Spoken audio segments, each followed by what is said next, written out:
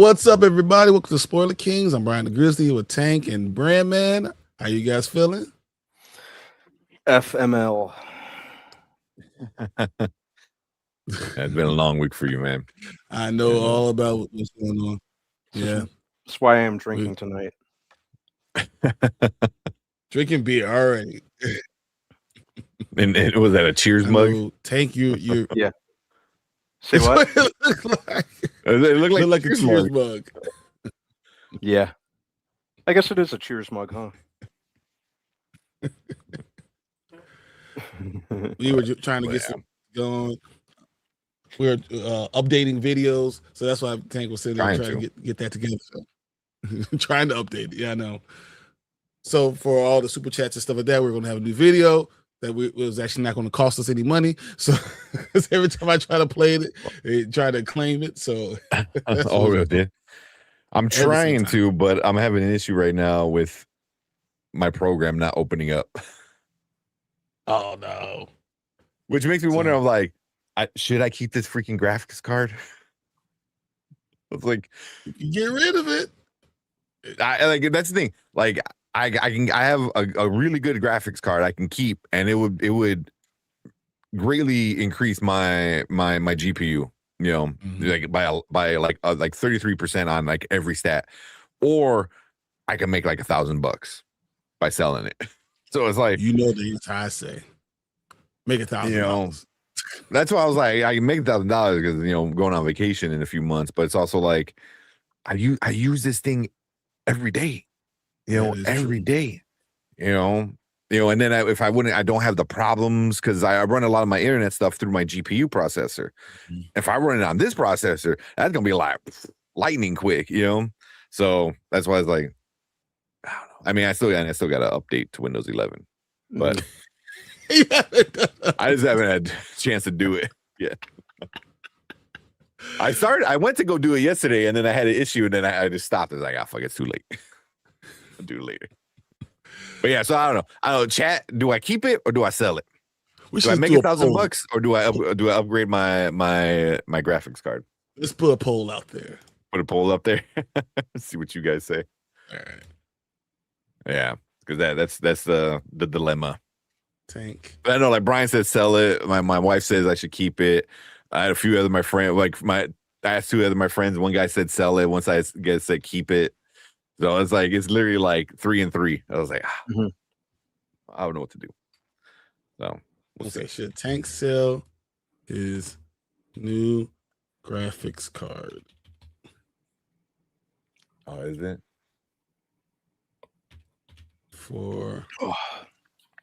I'll just mark it. Which one? I'll just say untested. You know, it's like what number is that one? Okay, I'll mark it. Oh, my bad. Yeah. So that's I kind of want to see what you guys say because there's 14 of you guys right now. Money, or better computer. Money. How would that affect the show? It would affect the show because Streamyard is web-based. So like all three of us are technically hosts.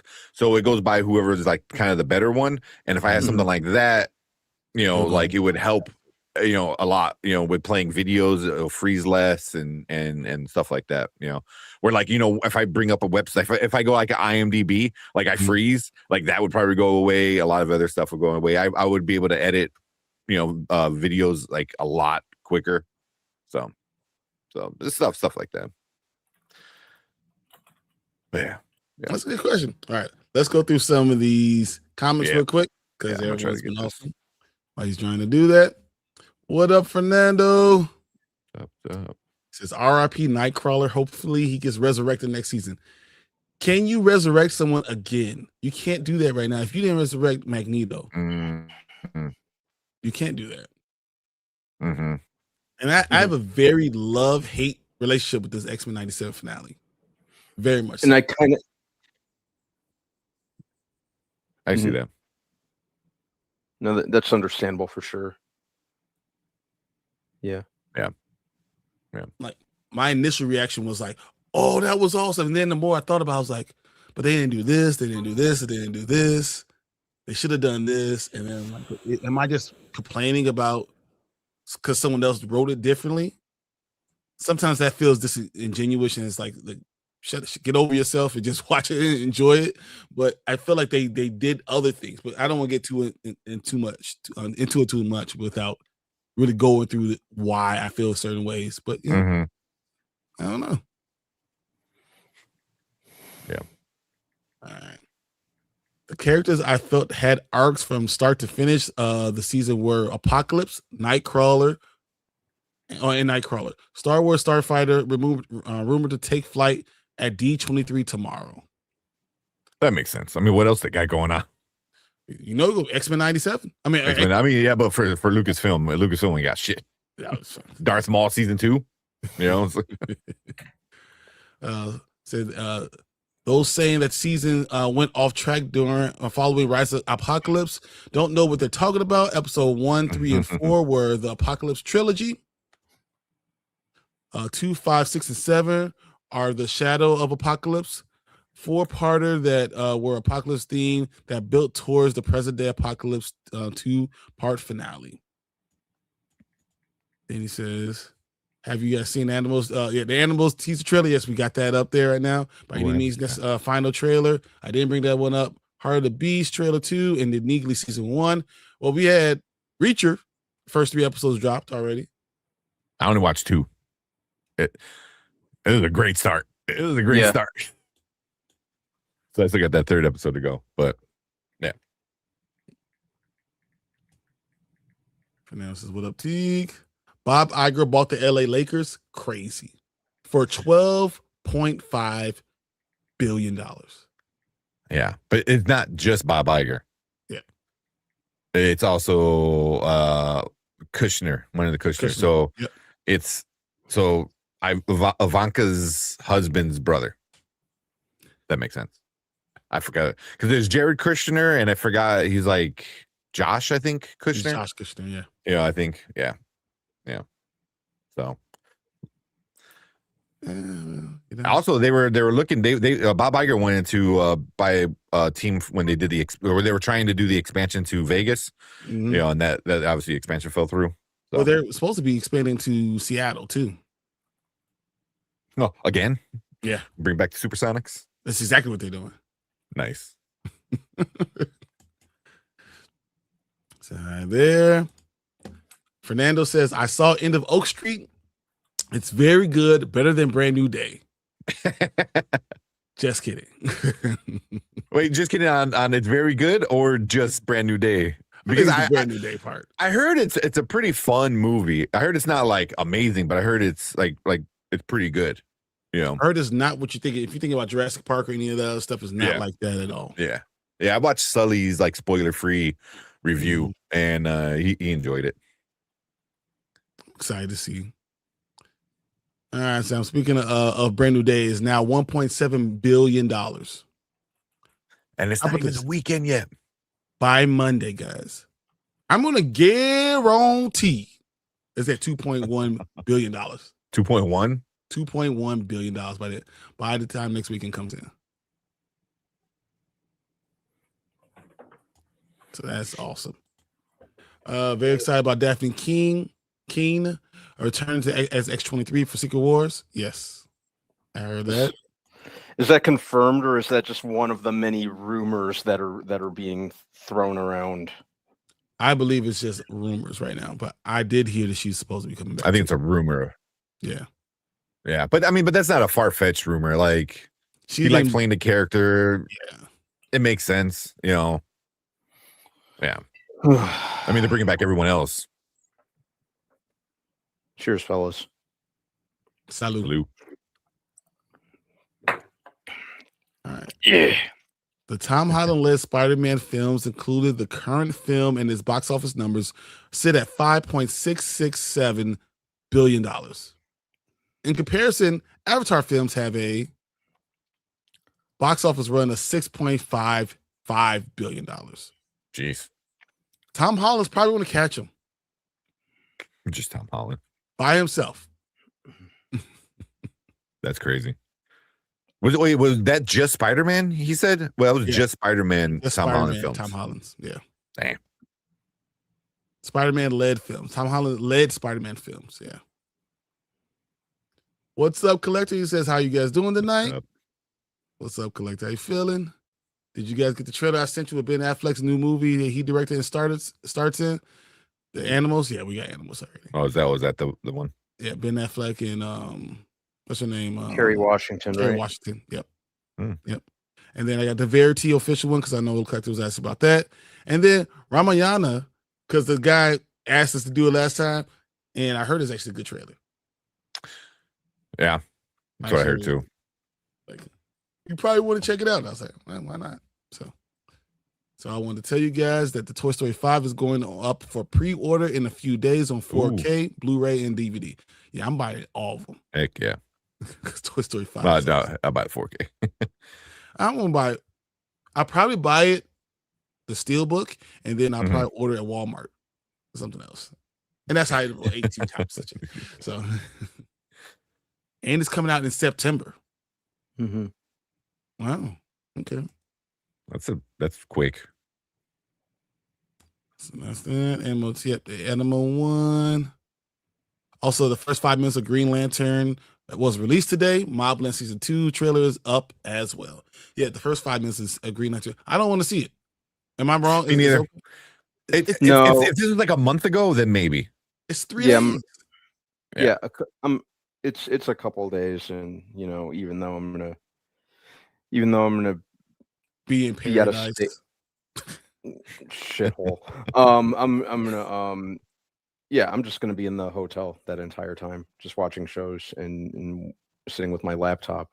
So that'll be one of the many things that I do. Is it all inclusive? I believe it is. Then you should be at the bar, being outside, being upset. At least be mad on the beach.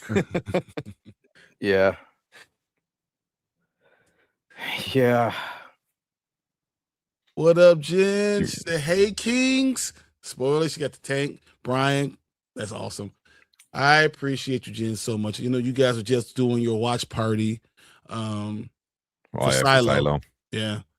So that was awesome. I didn't want to see it, so I just wanted to see you guys. So that's why I just jumped in for that. What's up, Mama Bear? How you doing? Teague says Coyote versus Acme is the other film people need right now. Dealing with companies and the fine print. I'm just happy that movie's actually gonna see the light of day, because for a minute it seemed like it wouldn't. I always like when studios end up picking up something like that, because shit, it happened with what's it called, Toxic Avenger. I thought that movie was just gonna be gone forever. So it's really cool that that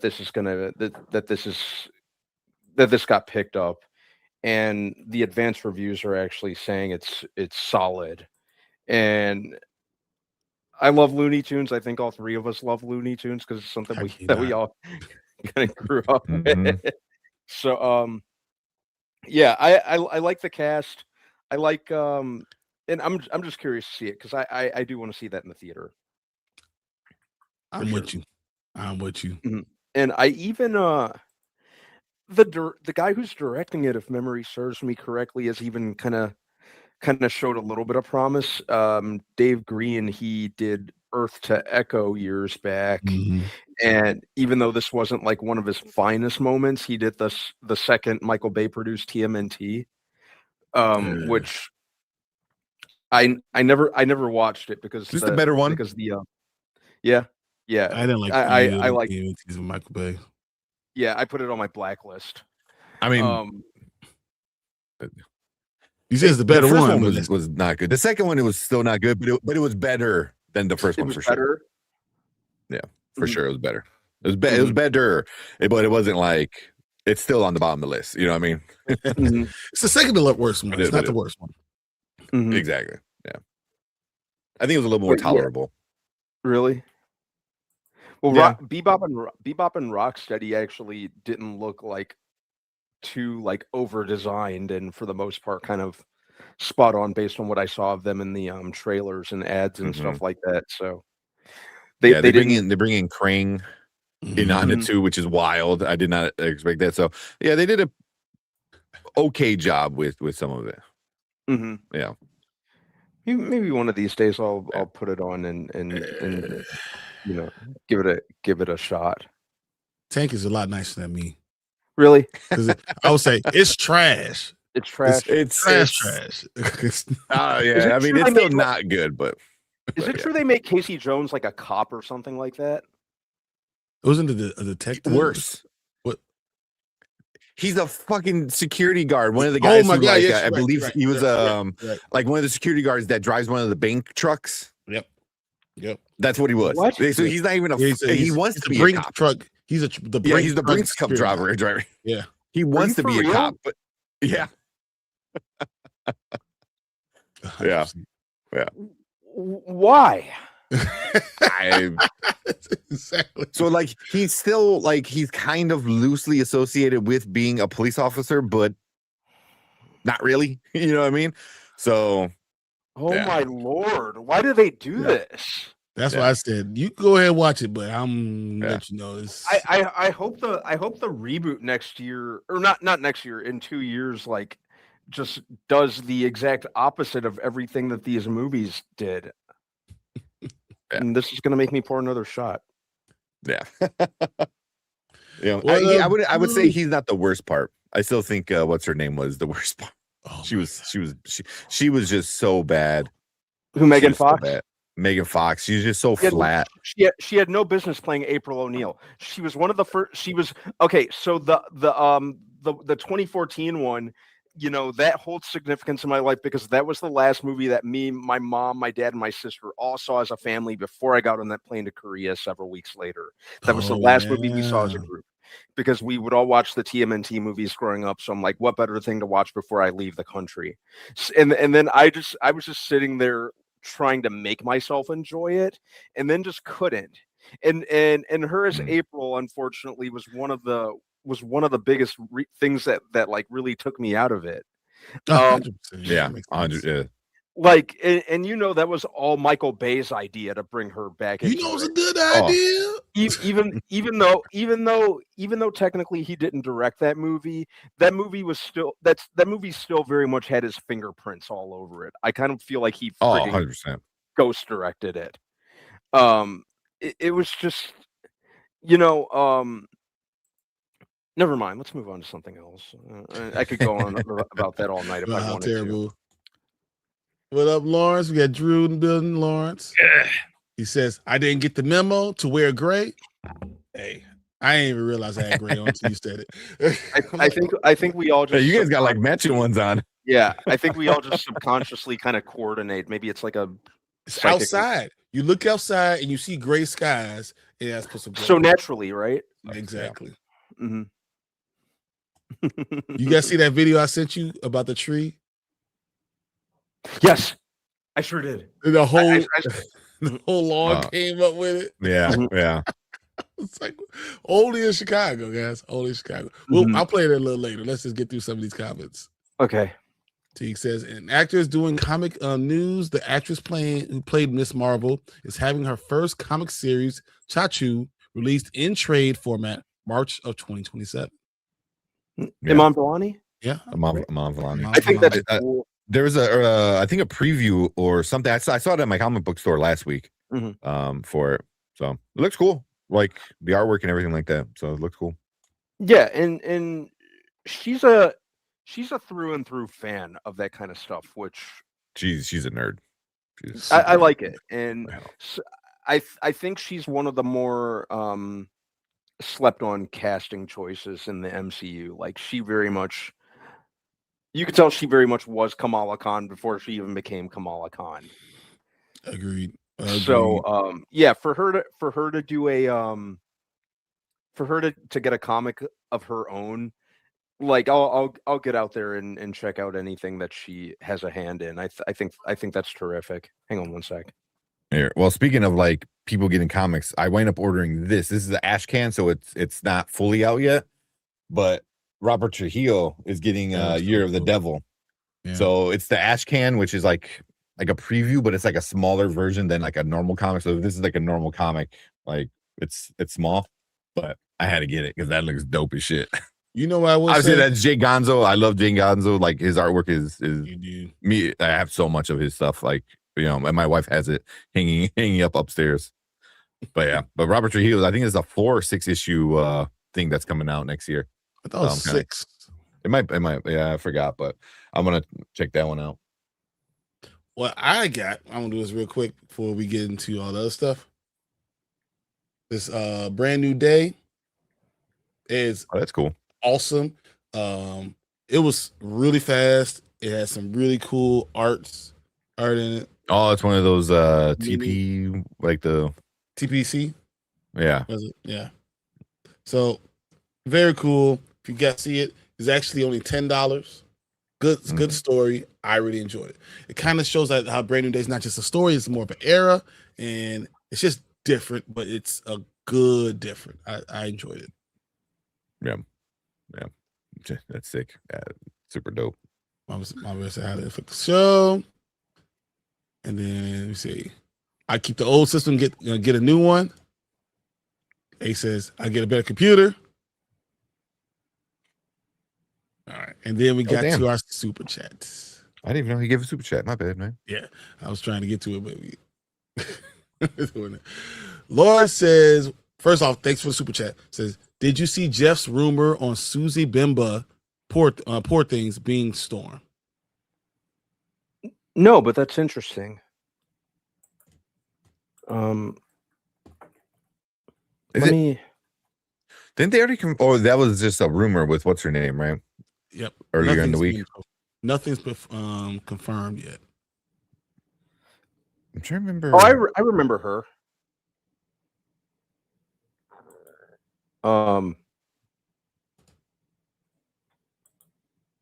Haven't seen her in too much stuff, but now ever since they've started talking up Jamie Lawson, I'm kind of set on that. In my mind, yeah. How old is she? Susie? That's exactly what I was looking at. 26. She's only 26. It makes a lot more sense with the rest of the other casting. Mm-hmm.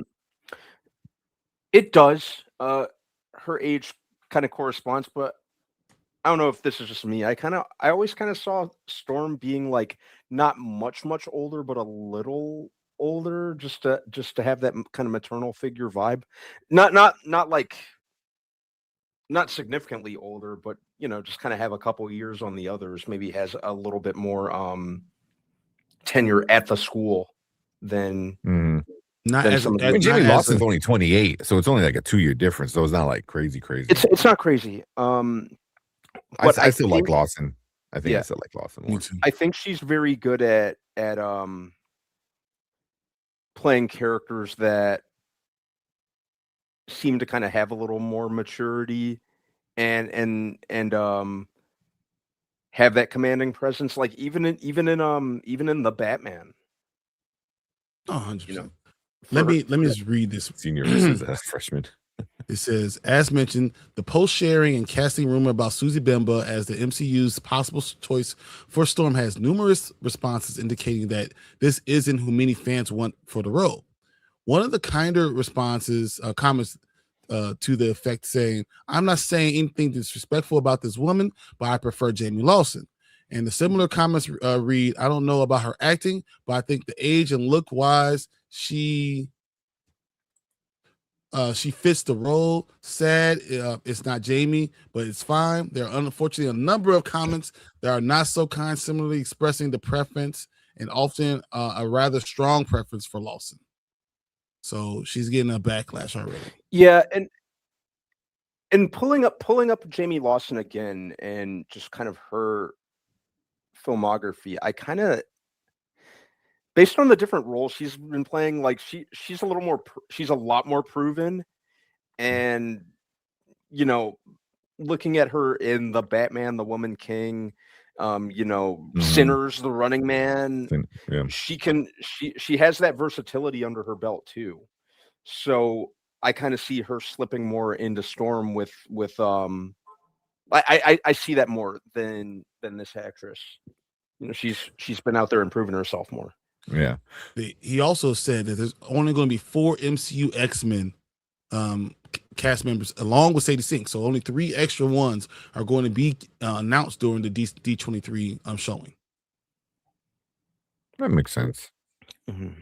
So they I mean, if you do like First Class kind of thing, like the First Class isn't like crazy big. I mean, you have Jean, Cyclops, you probably have Archangel, you know. Have they casted that yet? Nah, I don't know. I mean, I know the one that you had sent from Gen V, which will be perfect. Just perfect.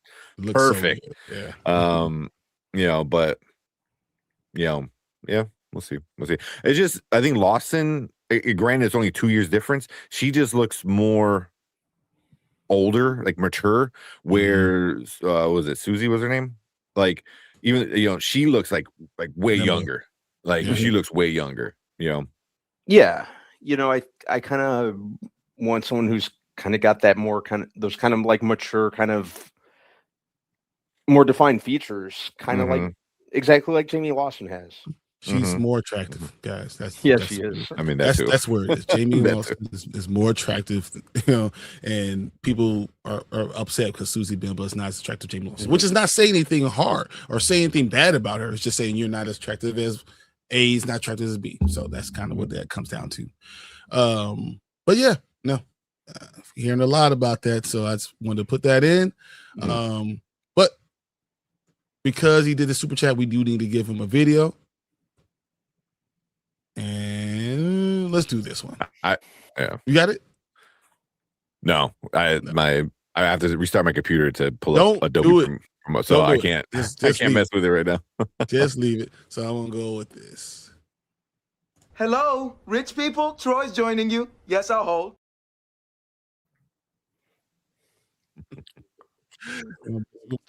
Every comment will take forever.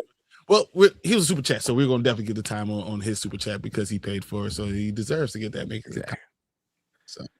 Exactly. Where you sell the computer, you sell your graphics card. Just the graphics card is what he's talking about. Yeah, it's an extra one I got. What's up? It's hi fans. Much love from Malawi, Africa. How y'all doing? Doing great. Much love, man. Appreciate it. Man. Thanks. Yeah, man. Thanks. I know you left a comment that we'll get to. So appreciate the comments. 100%. So good news is we know for a fact that we're getting season 3. That's very true. For X-Men? X-Men, yeah. Oh yeah. We get season 3 and 4. Yeah. I want to talk about that too when we get to. I want to get to X-Men soon, so let's get front of these. Yeah. Jen says, I can't even talk about that right now. I'm so frustrated with the X-Men. How you feel? I feel you so hard, Brian. I want to talk about it because there's a lot of stuff. Like I enjoy it. You know, I enjoyed the initial thought, and then when I thought about it, I was like, but they didn't do this, and then they didn't do this, and they didn't do this. It kind of pissed me off. So we get to it. So we're good for 2 more seasons. Yep. Says yes, I can't wait. And Ahsoka season 2 is probably going to be announced tomorrow too. Yeah. What's going on with that? Because it feels like it was ages ago that they filmed it. I don't know. It's because Star Wars has just been so poor, right? Recently, so any live action Star Wars is kind of hesitant with what do you do? Yeah, my ability to defend a lot of Star Wars stuff is very much waning at this point. Yeah, and they're also probably, I'm assuming, is like, since they don't have a lot going on and everything's getting canceled, try to space it out a little bit. So instead of Ahsoka coming in and like taking any hype away from Mando movie, they're like, all right, let's let that run its course, and then we'll get to hype Ahsoka. I was a hype, yeah, potential hype, I should say. You know, but yeah. Keep on going. Did anyone else hear the rumor about another Doomsday trailer tomorrow? Yes, I did. I don't give a shit. Well, I do, so I want to see it. Yeah, I mean, Reacher is so good. Tomorrow. Yep, it is tomorrow, so you should see that. Reacher is so good. Episode 1. I watched that. Episode 1 was pretty good too. So episode 2 was really good. But I got to get into episode 3. I completely forgot that it came out this week. Yeah, I had no idea until like literal hours before it started streaming. Yeah. And then I'm like, oh, that is about to start up. But yeah, I got through all 3 episodes Nice. in the early hours of this morning, actually. and yeah. Now I'm waiting for next Wednesday or next Thursday. Wednesday. Thursday. So Bob, I brought it up in his op. Because by the Lakers, thought it made them watch it by any means Monday. Oh yeah. By any means, we did do my. Yeah. Did you guys hear that the David Ellison is basically threatening all the people who work at Paramount? He said, if we lose this case, I'm moving Paramount out of California. I did. Well, he's not.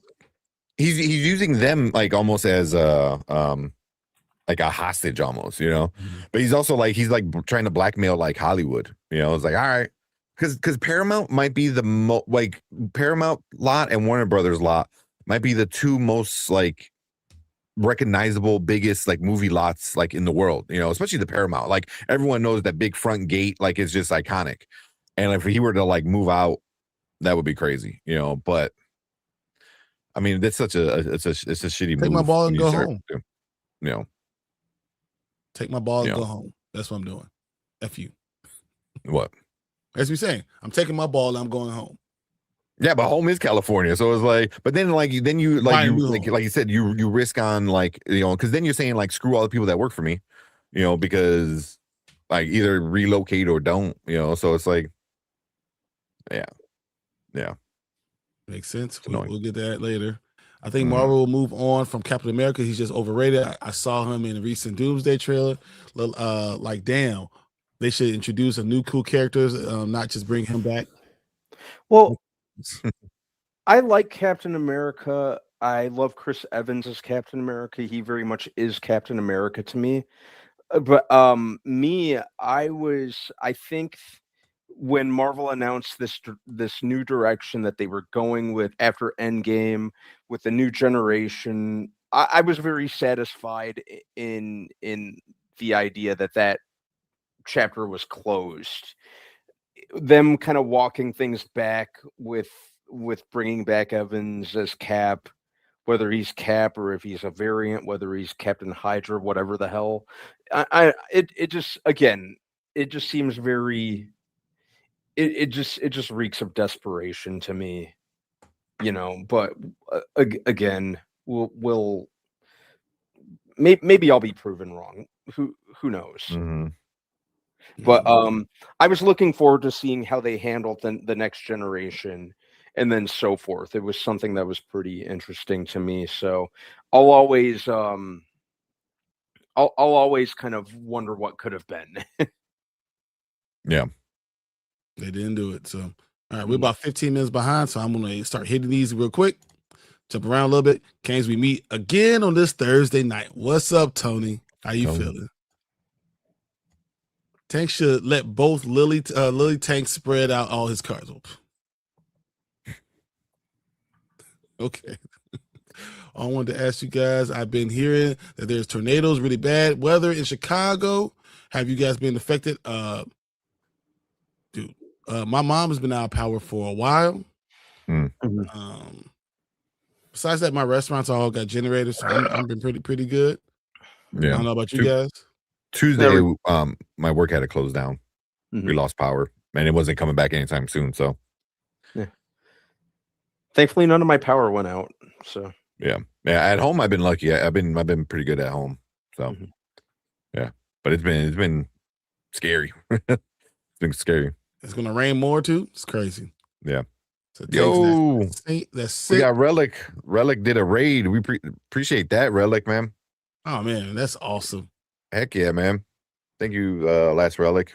I saw him talking about the bricks and minifix kind of stuff. So he's talking about all that. So that's always a fun time, man. But appreciate everyone coming in from that stream, coming over. You guys are awesome. Thank you so much. We're gonna do this real quick because we want to get into X-Men 97. I mean, we're gonna talk to the X-Men. So DC canceled a few series. Guys, listening to the BS of my mom this morning. Michigan tax return came back. It's like 7 months since we had our taxes. Wow, that's crazy. Mm-hmm. But there's a lot of people in Michigan that didn't get the taxes done. There's a lot of people in Michigan that are complaining about it. Mm-hmm. That sucks. So X-Men season 2 was not the same without Bo. I call it 7 out of 10 overall. That's what if writer is in charge, and that's why it changed stuff. Disney Plus just canceled Power Rangers. That sucks. I was kind of getting excited about that. I was curious to see where they were going to go with it. Yeah, that sucks. Kevin Davis, what's up? How you feeling? He says Simon Kinberg trilogy got going to get announced at D23. Why do they keep letting Simon Kinberg do things? What does he have on people? He must have some dirt on someone to be allowed to keep doing these things. Who keeps letting him?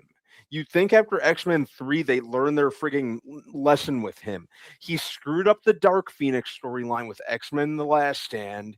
And then on top of that, if that weren't bad enough, someone made the brilliant idea after he screwed that up to let him write and direct the same storyline. And he screwed it up even worse. And then on top of that, what was that like spy movie that he did? With Jessica Chastain, the 355. Oh, yeah, that was horrible. They let him write and direct that. Like, what does he have? He has to have something on someone that he keeps being allowed to do this. Mm-hmm. And now some trilogy they're giving him. This is how it goes, man. I got something. I don't know the last movie because he was a producer on a bunch of stuff, which is whatever. But like the last. Man, yeah. I mean, all the X-Men Apocalypse sucked. Dark Phoenix sucked. He wrote the Fantastic Four sucked.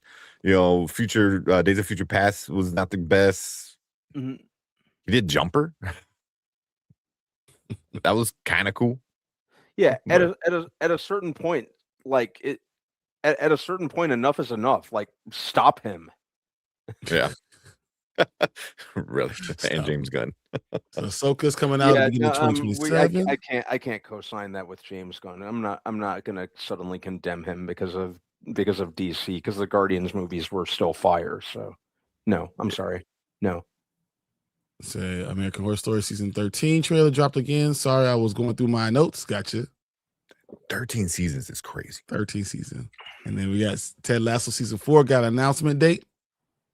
Oh no, that's season 5. Season 4 is 5 because season 4 is happening right now. Yeah.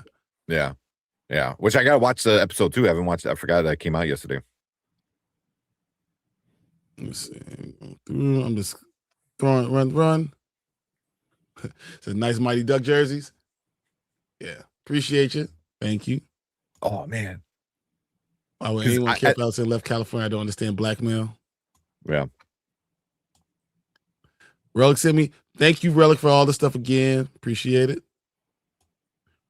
He said, I did talk a bit about Spider-Man. I moved my review from 2 out of 10 to 4 out of 10. It's not that bad. That's funny, though. Said, what up, Relic and Relic Stream Raiders? Appreciate all you guys.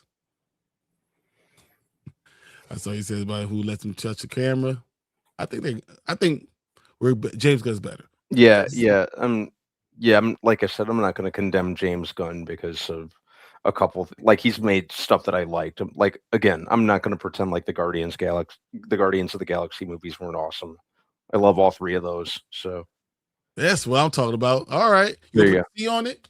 You can put the C on it. That's what you got to do for Conway. Mm-hmm. I love it. It's awesome. I love it, man. That's awesome. That's so good. So Texas or Tennessee would be a good place for Warner Brothers, Paramount, WB Studios. David Zaslav deserves all the blame because he's the one that sold off Warner Brothers in the first place. Tank, you're muted, by the way. Oh shit! I'm like, why did I mute that? Yeah. You can't blame David Zaslav because he offered so much money that he couldn't refuse at that point, because he was still kind of talking to people and he was going to sell it to Netflix, and then they came out with this insane amount of money, but And it ain't going through. It ain't going through.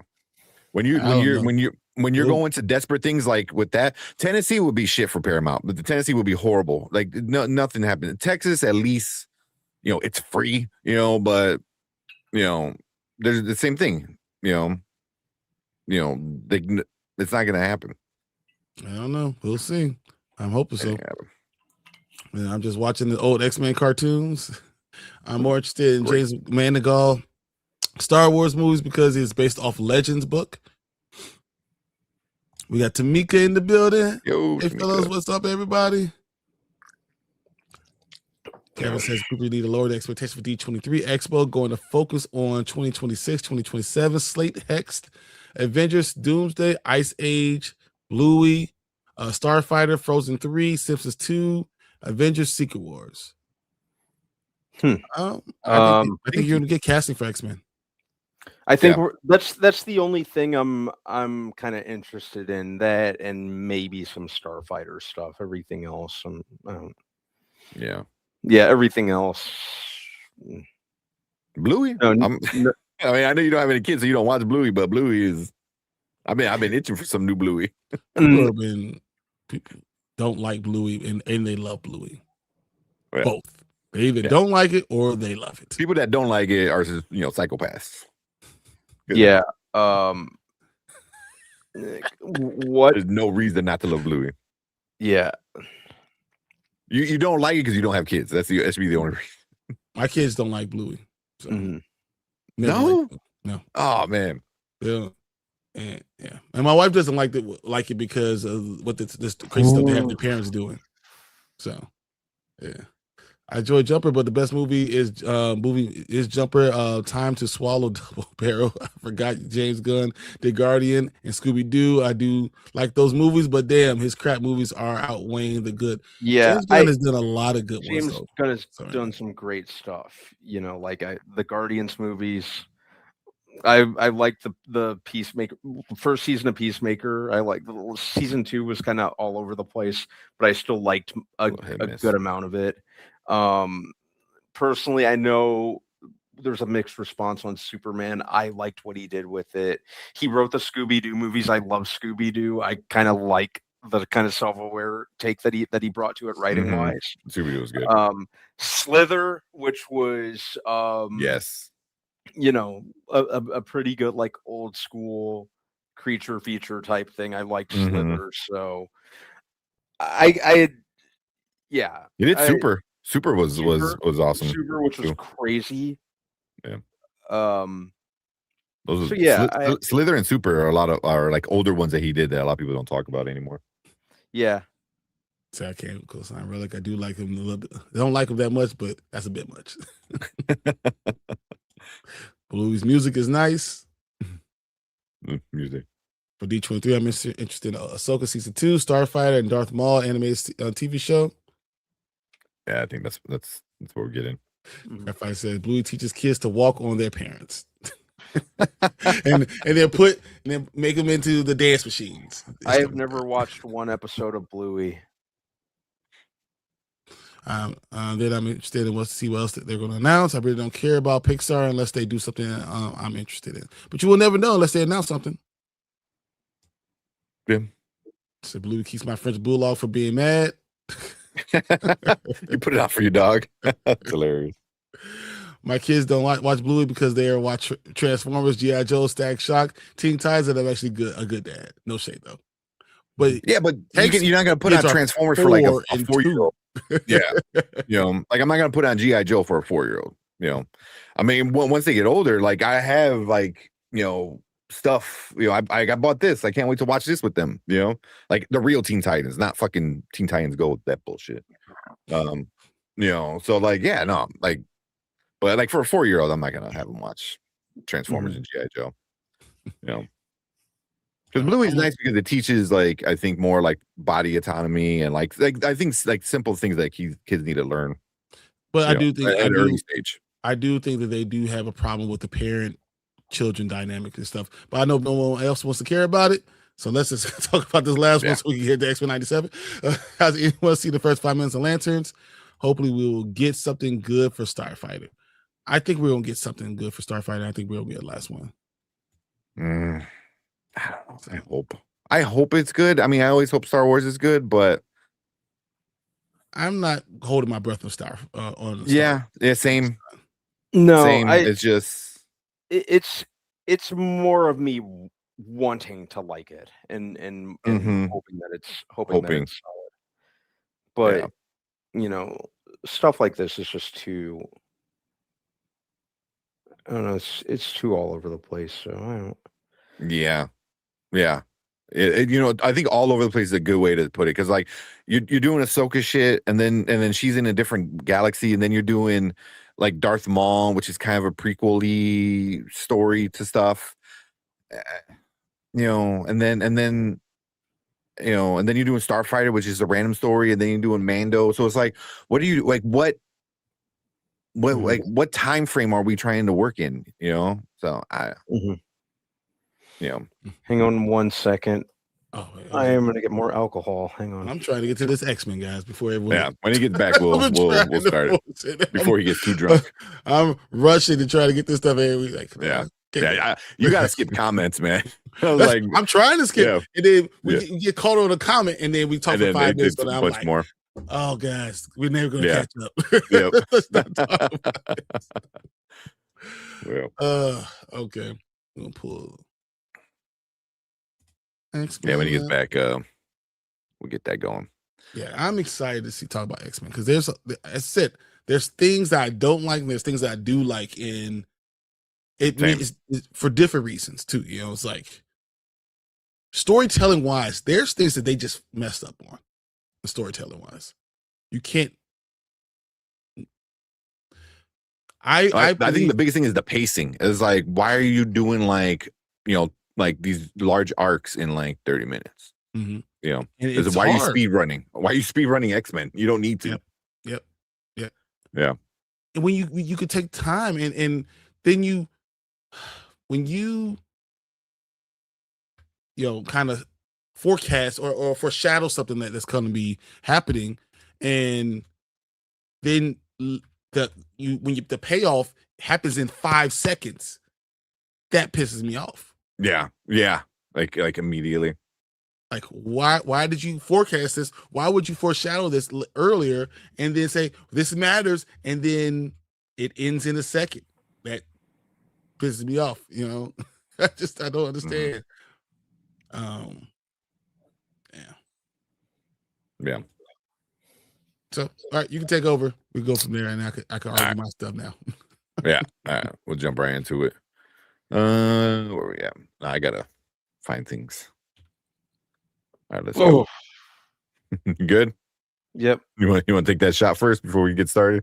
Hang on 1 second. You're trying to like not remember the plane ride. I just you're gonna go sleep and wake up in Cabo. I just don't want to feel feelings. That's great. Okay, where are we? All right. Let's talk X-Men. Let's go.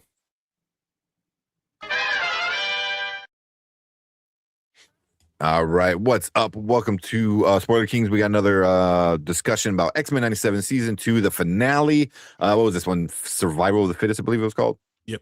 Yeah, something like that. So yeah, episode 9, the end of Season 2. We were supposed to get 10 episodes, but they changed it up. You know, and there's all the rumors about that, but it feels like they changed it. They were doing one way, and they decided to go ahead. They kind of, kind of. I think they took out a lot of things in the season overall. But we'll talk about the finale, and then we'll talk a little bit about the entire season and kind of rate that with it.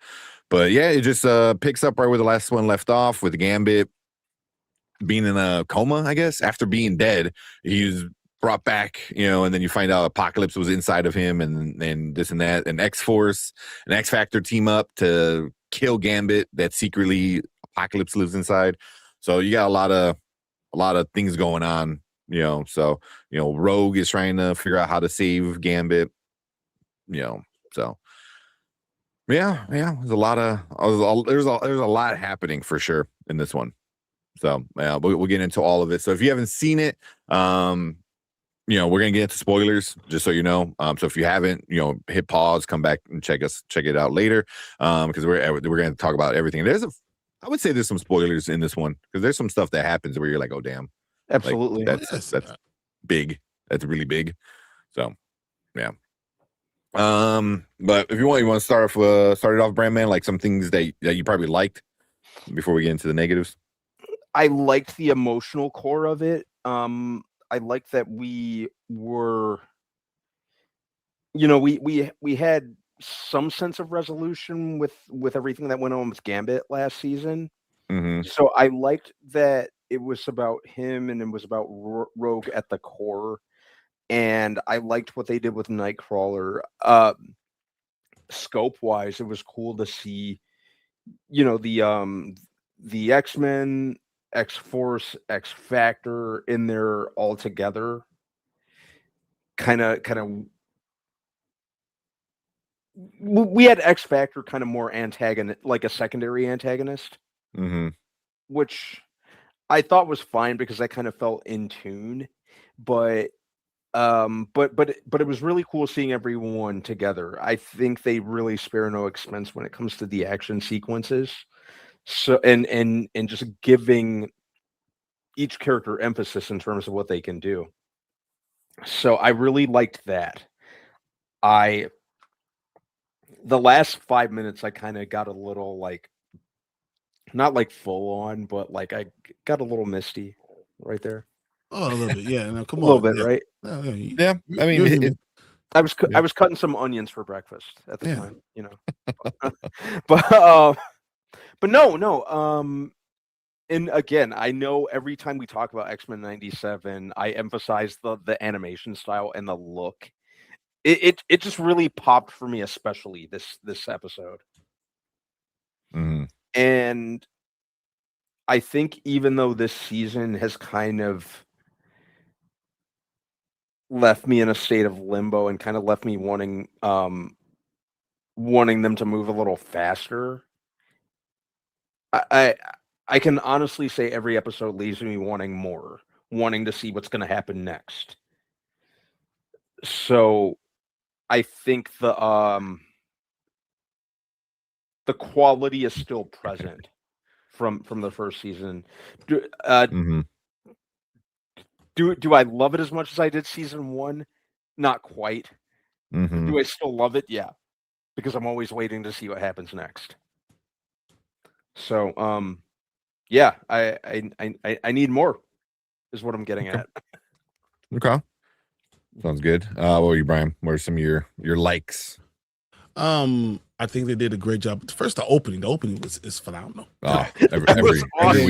Seeing everybody there, seeing Bishop and seeing Polaris and then how they changed it because from that Magneto to Val when they were going against each other at the beginning. So seeing that was interesting because it's like they knew what they're going for. So this season especially, that'll always be one of my favorite things with X-Men 97 specifically, how they kind of switch everything up every intro to kind of fit the pending narrative. And this especially, because I did a double take because I'm so used to seeing like Charles do his thing and then Magneto do his thing and then the two factions running at each other. But then I'm like, wait, that's not Magneto, that's Val. Wait, whoa. Yeah. And which was interesting when you have that post credit scene that we got from it. Yeah, exactly. They really, dare I say, season 2's intros is probably one of my favorite things about season 2. Like I'm still riding a friggin' high about the X-Force intro from a couple episodes ago. For like the 3rd episode or something like that. Like I was like, yo. But yeah, that was to add to kind of boost off of what you said, Brian. Like that really took me by surprise in a good way. Same. Then I think it opened with a bang, and then with the whole thing with Rogue and her dreams and all this stuff, that was interesting. And then that was actually a really big part, but I don't want to get too much into it. But the X Factor, X-Force, X-Men, I didn't think I really wanted it. I thought that was kind of like that's not the storyline that I was going for, and it was that's what they're doing.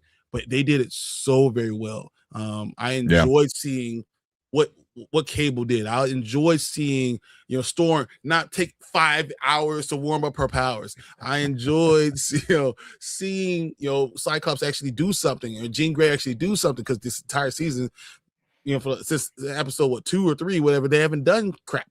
So like, I enjoyed seeing Polaris go all out, but they were all able to do this stuff, and seeing the attacking forces, it just felt very X-Men-ish. And I think they did a great job with that whole scene.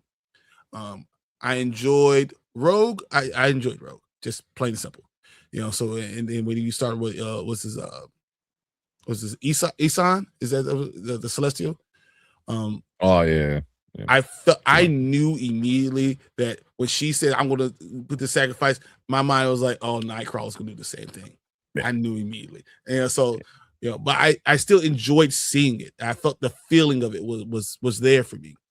I enjoyed the end credit was really good. The emotional feelings for all this stuff was really good. So there's a lot of things that I enjoyed from the episode. There's some things I didn't enjoy, but there's a lot of things I did. Yeah, we'll get into the issues that we had with it shortly. But I mean, everything you guys said, I agree with. I got to throw in like the animation just looked great. Like when Rogue comes out of her transformation or whatever she did, I was like, she looked awesome. I think all the animation is just so like it still looks like 90s, but just like touched up so well. Like it's just like yeah, it's so good. It's like it's kind of hard to explain what they've done with the animation, because it feels very 90s, but at the same time, it's like 4K. It's 4K. Yeah. It's 4K, right? It's literally, it's like you went from having the old CRTV back in the 90s, and somebody just like flicked on like the 4K option. Like that's exactly what it is, because it's so good. And you know what, Tank? That's one of the things that I appreciate about this show. It updates things, but it doesn't update things. It like the animation style. Like it feels like an appropriate upgrade, but it's still very reminiscent of the old school of the 90s predecessor. Yeah, as it should. It's like one of the most iconic, one of the most iconic hero, like superhero animated shows. Like it's I would say this and Batman animated series and Spider-Man to some extent, but the Batman and the X-Men were the gold standard. Yeah. Like that's what really got me into the into both, because even as a kid, like I wasn't really picking up comics the way I do now. But freaking the X-Men animated series, that was my gateway into all those X-Men. And then I started picking up the comics. Excuse me. There's a lot of people. Just like I only knew with Batman, I only knew the first 2 Tim Burton movies and the Adam West Batman. I didn't know the comics until then. Yeah. And now Batman's number 1 again. Yeah, I see, like 30 years down the line, this series holding up just like the 90s one did. And I think they'll be really, really good companion pieces in terms of like the upgrades. Both shows feel very organic. They don't they don't feel separate, if that makes sense. Yeah, no, I mean it feels like a true continuation of like it's like literally like we went to sleep in in 97 watching the old low quality, and just woke up the next Saturday morning 40 years later or 30 years later, and it's like, hey, it's high def. So it's definitely good. But also, I mean, the voice acting has been spot on, even with some of the changes they've done, like with Jubilee. I think she's a great voice acting, just all around. The voice acting has been top notch. Yeah. So Even honestly, even with some of the replacement actors that they've gotten for some of the it doesn't Sega game. It doesn't feel so different to where I'm distracted. Like I know it's two different Cyclops actors. I know it's two different Gambit actors. Two different actors voice Jean, but I never feel like it's too different. Yeah, the change doesn't feel too prominent. Yeah, no, they did a good job with that. And I think the overall plot, especially with the apocalypse, was easy to understand. It didn't get too convoluted, which it could easily get convoluted. So the overall plot was good. I had some of the issue with some of the details we'll get into of and pacing and the way they got to how they went through some of the story. But overall, I really like the apocalypse, being like the guy from the season. I hated what they did with Apocalypse past episode 4. Really? Past episode 4, I didn't think that Apocalypse was really Apocalypse. They foreshadowed all the four horsemen, right? And then they gave you one, right? And then he didn't really become a horseman; he became a replacement, which kind of was weird because that's not how it works. That's not how the story goes. And they try to use. He was like a case of the body snatchers, so it wasn't really the. So I know we're talking about this is kind of how the story goes. This is a good thing. I don't think it was. I don't think they did a good job. They tried to redo it. This is not like how it was before. This is not like the storyline how it was before. So I felt like this story wasn't a continuation. But my biggest complaint, I guess, really is that it seems like they're going towards one thing in the first couple of episodes, and then they changed course. And to me, I felt like this in the storytelling, it was obvious how they changed course and that they were trying to go back over here. Like they were going towards Onslaught, and everyone saw what we were going towards. And they might not have gotten to Onslaught. They might not. It might have been like the last episode. The last thing you ever do is Onslaught. Yeah. And it's a frame of them. You're seeing them, and that's it. That might be what we've gotten. But it just stopped. Did the first season blow our expectations so high out of the water that our expectations for season 2 were infinitely bigger?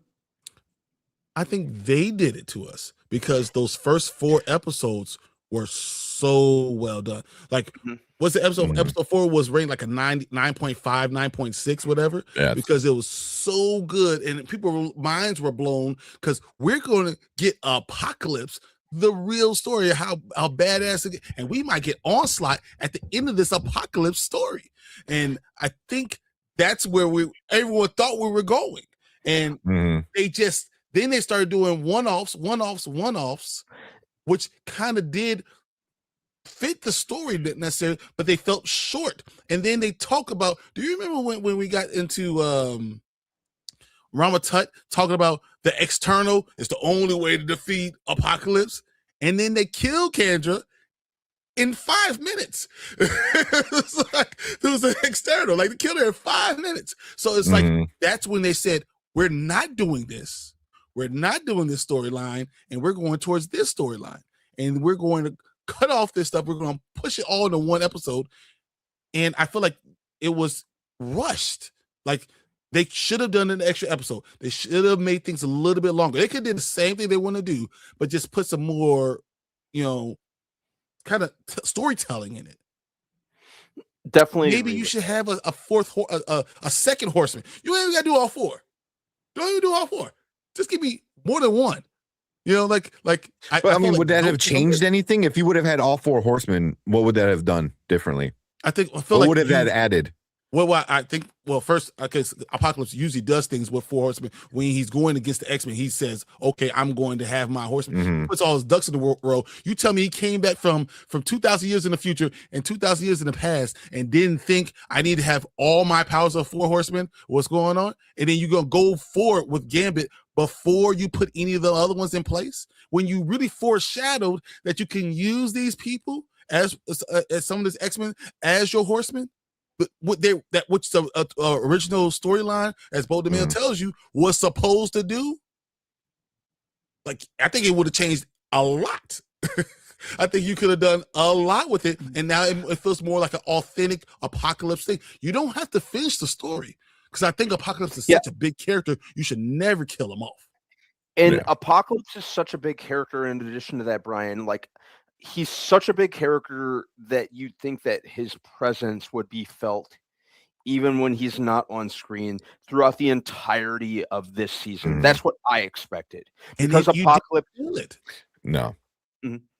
No. You know, and you felt like it's almost like it became this Gambit thing, but without him having Apocalypse taking over Gambit just seems like small potatoes. Why would Apocalypse, who is the X-Men's greatest foe, not be thoughtful enough to think I need all 4 of my Horsemen when you have other Horsemen you could take? Where are you have a dead Magneto there. You have, you could have used Rogue or whatever. You could have used so many of these other characters that was laced in right there for you. We have Sunspot and Jubilee. You could have killed one of them and put them there too. There's so many opportunities that we had. We could have used Val and know that she's resurrected, and then we have Mystique there. Like, there's things that they foreshadowed in their storytelling that this is going to happen, and then they didn't hit it.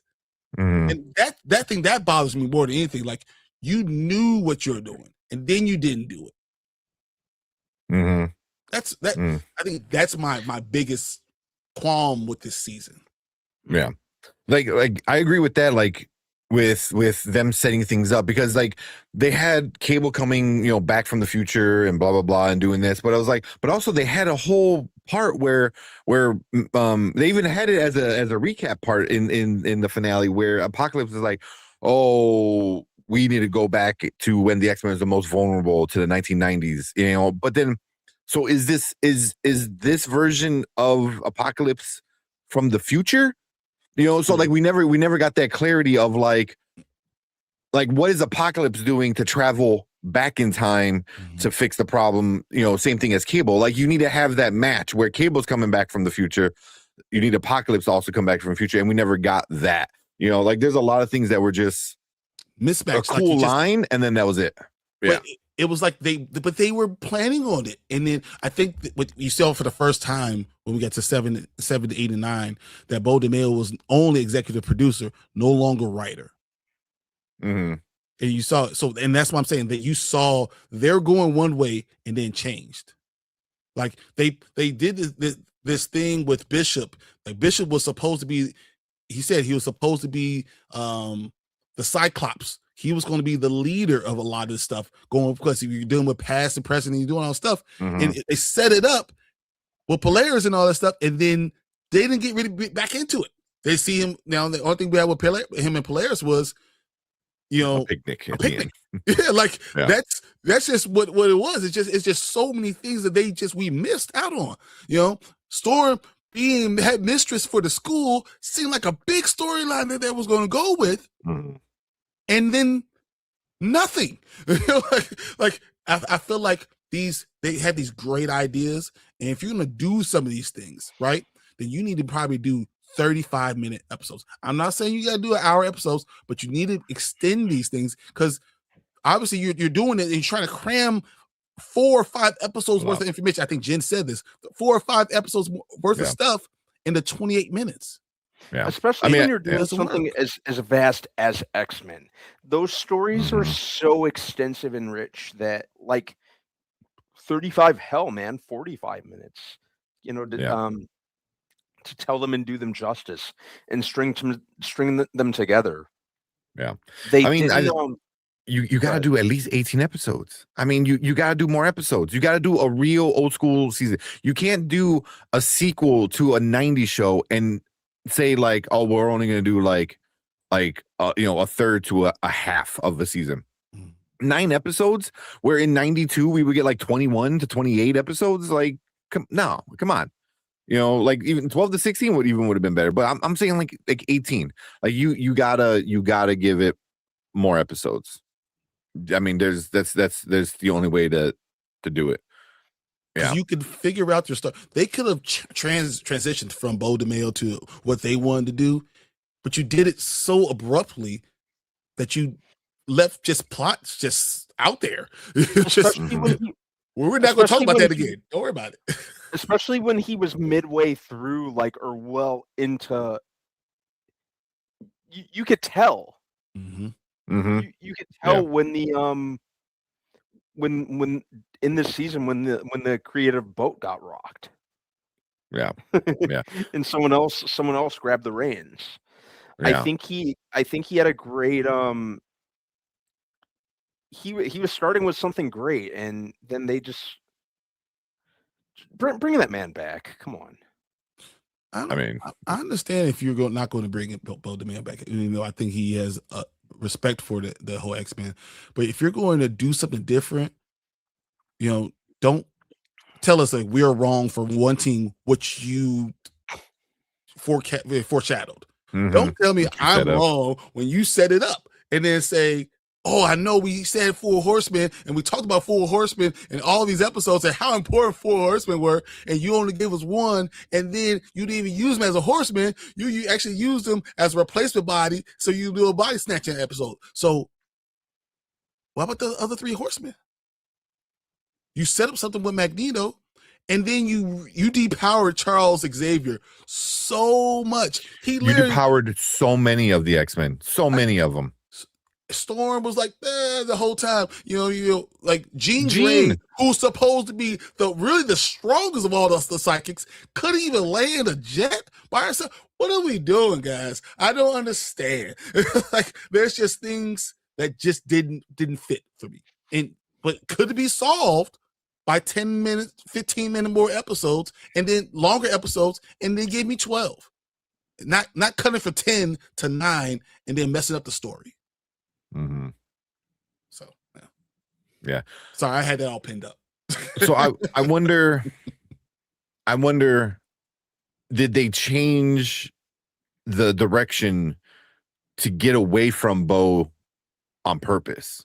So going into season 3 and stuff like that, you can just remove him as an EP altogether.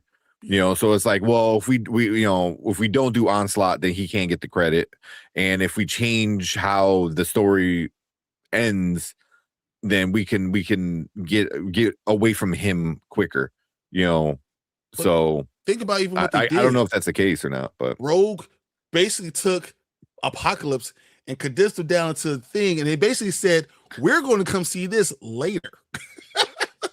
They literally said, instead of doing what we're going to do, we're going to come and revisit Apocalypse later. They just stopped the story. They did whatever they had to do to be able to condense it in, and then they said, we'll come back to this later. So F whatever Bo DeMail was doing, we're going to wait for later, and then we're going to revisit this.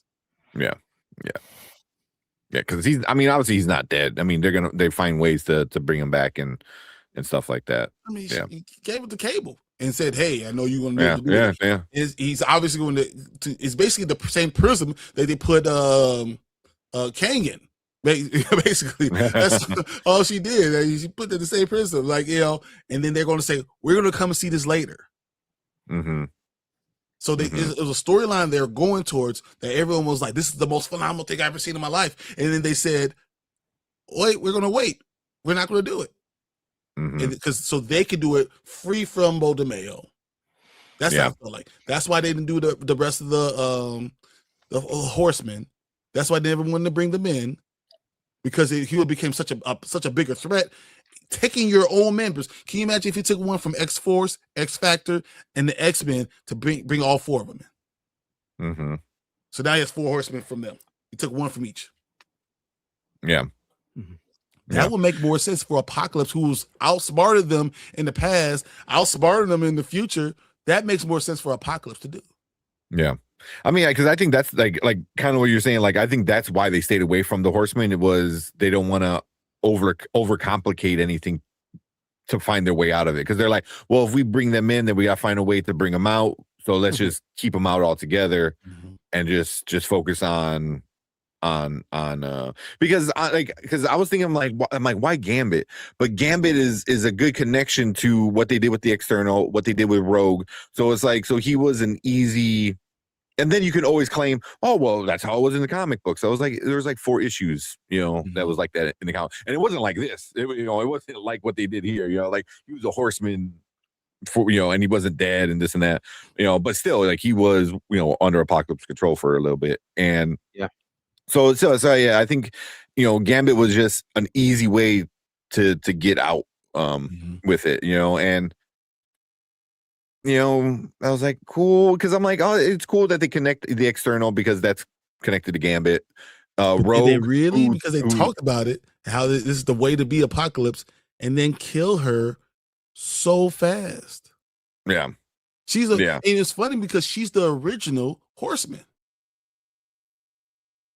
I don't know if she's the original Horseman. So that's the way it kind of goes. Like because when they fell in love, when he gave her the amulet, the amulet actually gave her part of his power to her. She was the original one that really became a horseman in a lot of the things. So if you look up Kendra's story with Apocalypse, that's basically she's basically the first horseman when you realize he could use his powers to do those things. Yeah. Yes, she's supposed to be Genesis in the books. Yes, 100%. Yeah. So yeah, I mean, because they set up with King, where King, when he left, and he's like, oh, something external needs to happen. And then he did take her and says, don't worry, I'm going to leave you here because this external has to go down. Yeah. So like 3 minutes later, hey, you're dead. Yeah. I mean, but then they could bring her back too. Find a way to bring her back. So I mean, I don't know. I mean, with stuff like that, I'm kind of curious because Apocalypse is not dead because he just don't die. So I'm kind of curious to see how all that eventually plays out. But yeah.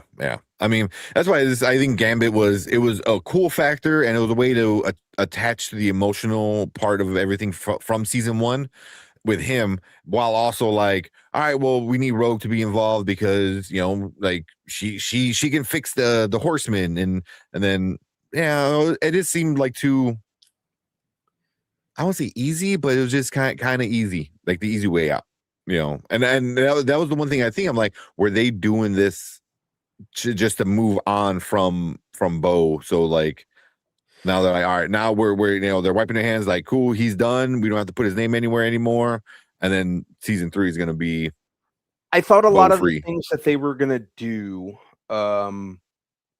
would be more prominent throughout the season. I think that like we already said, Apocalypse should have been, like a bigger present. Heck, I thought Gambit was going to show up more throughout rather than the last several episodes. Yeah. It was the very definition of too many cooks in the kitchen. Granted, this season still worked for me, but if they took more time, it could have done a lot more for me. Yeah. Also, like they told you what was going to happen so early on. Yep. I think like they didn't try hiding it with Nightcrawler at all. Because as soon as they said a sacrifice needed to be made, I was like, she's going to make a sacrifice, and he's going to change, obviously. And then as soon as she took off and they didn't go with, and then he made his little face in his comment, I was like, he's gonna go in and make another sacrifice, and so I was not surprised at all. It did, don't get me wrong, still suck and it still hit, like, because you're like, oh damn, like it sucks, so like even I knew it was coming, I was still like watching it like, oh damn, but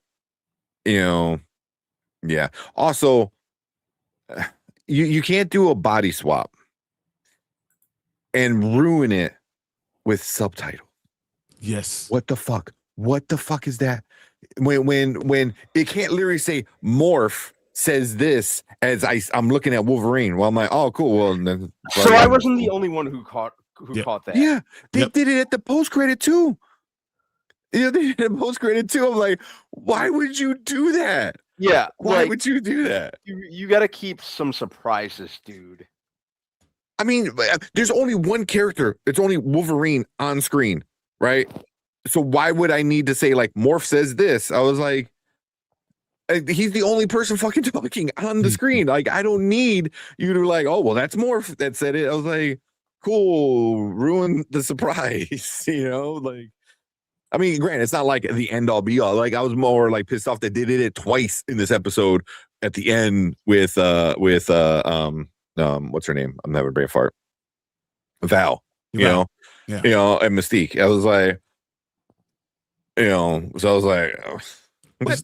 Details. There weren't, because I feel like whoever's in charge of that needs to get fired, like, or at least in trouble. Maybe not get fired because Disney's firing a lot of people anyway, but at least get in trouble. Like, it just let's not do that. So much of this stuff. Yeah, it felt like a lot of it was like a speed run, and I think if you have like 18-ish episodes, those Savage Land episodes and Wolverine episodes don't seem too out of place. But when you have 9 episodes and 2 of them are just side stories a little bit, that doesn't pay off until the end at all. You can't do that in these short series.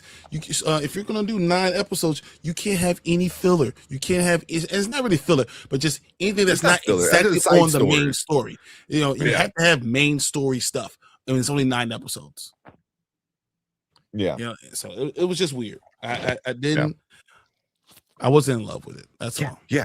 What exactly? I'm like, when Havoc and Jubilee are fighting in with the spaceships with the airs, the jet fighters or whatever. I was like, why are we doing this? And they both have powers, and we can use Jubilee, who showed that she was a badass earlier in the season, to actually fight Havoc and show that she could come to a stalemate with that. That would have been cool to see. Why wouldn't you just do that with their powers? Yeah. I just. Was Forge even in this episode? No. I mean, was Storm really in this episode? Storm had that one time when she didn't have that time. She pulled all their power, all the people out of the Sentinels, whatever. And she did that real quick, and she's like with the lightning, like she was like, there was no time to warm up or anything like that. But this entire season, they just the OG X-Men were barely in it. Yeah. Like, this one was definitely like a Rogue, but also like Rogue had her moment with Magneto and Gambit last season. So it was like, I mean, I think last season did things so well with Storm had her own little side story. Jean and Cyclops had their side story. Bishop kind of a little bit as well. So I was like, if you needed to have your Wolverine episode because you didn't do a lot Wolverine last season, cool, fine, but at least pay it off. Like, you didn't do any of that emotional thing of like he doesn't think as himself as like a human. He's just a weapon. Like, you didn't touch back onto that. Like, you're just like, yeah, cool. So he got his calls back. So it should lead to something else. Yeah. He and Morph. The whole point with Morph not trusting him, did that even come up ever again? Yeah, that's why. It was that brief 30 seconds at the end of, what was that, episode 4? Something like that. 5? Like, there was a lot they could have explored with that, especially considering, how close Morph and Wolverine have been established since the very beginning of this series, since the very first episode back in 92. They just that was something they really could have ran with. And so even though I liked this season, a lot of stuff left me feeling very, very unfulfilled. That's basically where I'm at. Like it was a fine season, but I feel totally unfulfilled for all of it. Like I feel like they set up things and they didn't listen to themselves. It's almost like they didn't watch their own episodes. Yeah, because like season 1, I felt like it ended. Season 1 ended, and then it set up what was going to happen next. And I feel like that's how a finale should end. Where this just like things ended, and it just. But even the ending of the things that are happening this season seemed very lackluster. And then they didn't really set up afterward. You know, like cool. You know, Kree's gonna become president. You know, it was like we've done that storyline before. I've seen that storyline before.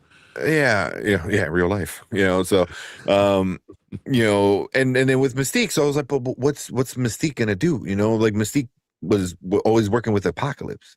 You know, so like I thought they were gonna connect her and him together again. You know, but again, to get away from Bo's stuff, you can't connect a lot of things to Apocalypse, so you can get away from it easy. So, yeah. It's like they're not that, especially after like I think this season had pretty good ratings. So wait, and he's also still number wise, I believe. You know, are they still in the lawsuit kind of thing? Yeah, and he's. I wonder if either party wants to come back together at this point. You know. I think this is what Boldemail says. I've been told that my original launch for the season 2 has been reworked. My version of the first 3 episodes are being harmonized story across 3 timelines, which explore their origins of Apocalypse and his obsession with Ship, a world without the X-Men in the present, and the future with Cable's destiny set by Ascani to kill Apocalypse despite Scott and Jean's effort. Unfortunately, they tore it all apart and they said it was too complicated, and we worked it to make it a lot more simpler and straightforward.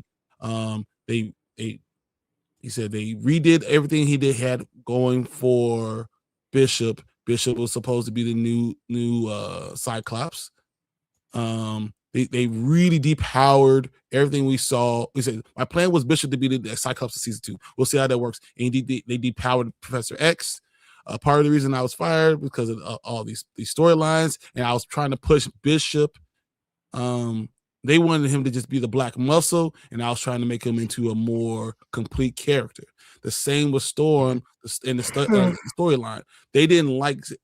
He said, yeah, I played it that Bishop has to come back because someone was found to betray the X-Men again, as he did the comics with an Onslaught. And at the end, Onslaught was going to be there.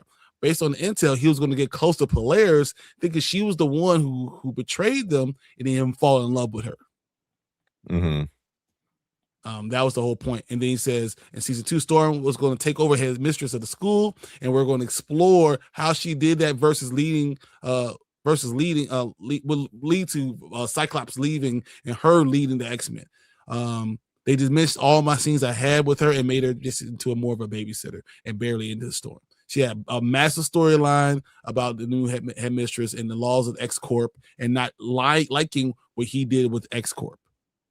Oh, that would have been cool. That would have been super cool. Would have been awesome. She was going to navigate her relationship with Forge, exploring the tension because he creates the Sentinels and how they can really do it, and how her spiritual background doesn't necessarily go with him. Yeah. So I mean, it's that he was going to go to Onslaught, and then the last episode was going to be X Factor, X Force, and X-Men against Onslaught. That would have been cool. Yeah, and they said the obsession with that Apocalypse would still have been something they would have explored in season 3. Yeah, so he would have came in, but he still would have been kind of dicking around until, still figuring out. He said he would building his 4 horsemen until he got to it. Yeah, like slowly picking them out. Like, oh well, I'm getting you now. I'm getting you now. And then build it up slowly. Yep. And that would have been cool. I would have rather seen that. Yeah, because it makes sense with Bishop, like becoming the leader. Like he comes from the future. He knows the X-Men better than the X-Men because he knows their stories. He knows like where how everything works out. And then you get that, and then the Storm thing, like that would have been super cool, because like if everyone expert with Xavier at all, that's so good, because then you get like, well, the original we're supposed to be helping these kids, and you're over here, making it a business, exactly, and trying to make money off these kids. Yeah. So those would have been cool storylines, because then it would have made sense why Jean and Cyclops might still be dealing with some shit, because the Nell and Pryor thing still going on. Then you add in Cable to it all, so maybe they got to take some time off and figure it out, like really figure it out. You know what I mean? Like, so because they could have still popped in here and there and stuff like that. When Cable show up, they would show up to help keep him in line or whatnot. So that sounded pretty good. But then that's a lot to do in 10 episodes. And they said that was the other problem they had, because originally they were going to have 40-minute episodes. Yeah. And they said, no, it had to be 28 minutes. Yeah. So, just saying, when we look what we could have gotten, they reworked a lot of the stuff. They changed a lot of the episodes. And, not that Bo DeMille is the only one that has to, be someone who he can't be the only one doing X-Men comic things. But then don't use those first 3 episodes.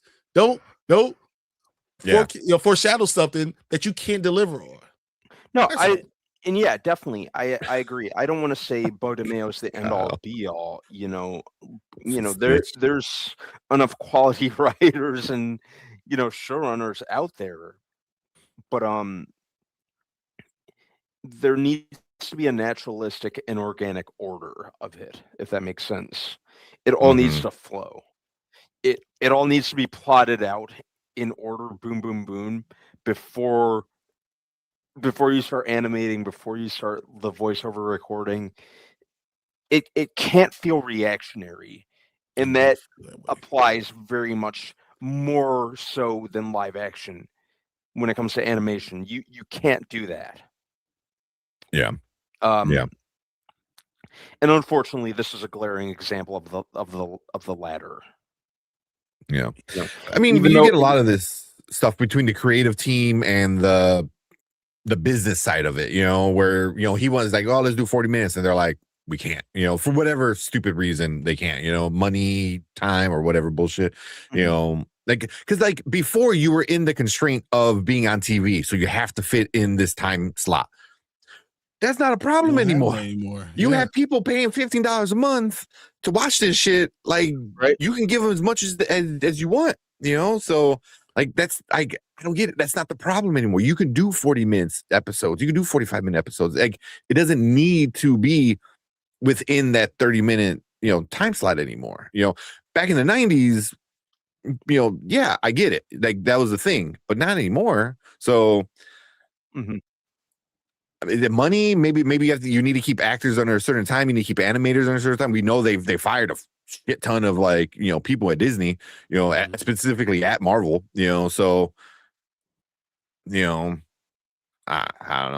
know. But I mean, there's always gonna be that issue between creative people wanting to do this and then the executive saying like, that's too much money or blah blah blah. Usually that the money is the reason, but but I mean, but you find a common ground. You find somewhere in between. Maybe instead of 40 minutes, you get 33 to 35. 35 minutes. That's why I said 35 minutes with 10 episodes. All of a sudden, you can maybe look at these storylines a little bit better, and maybe you don't dive into the side stories as much, and you let these the original X-Men actually be part of the story too.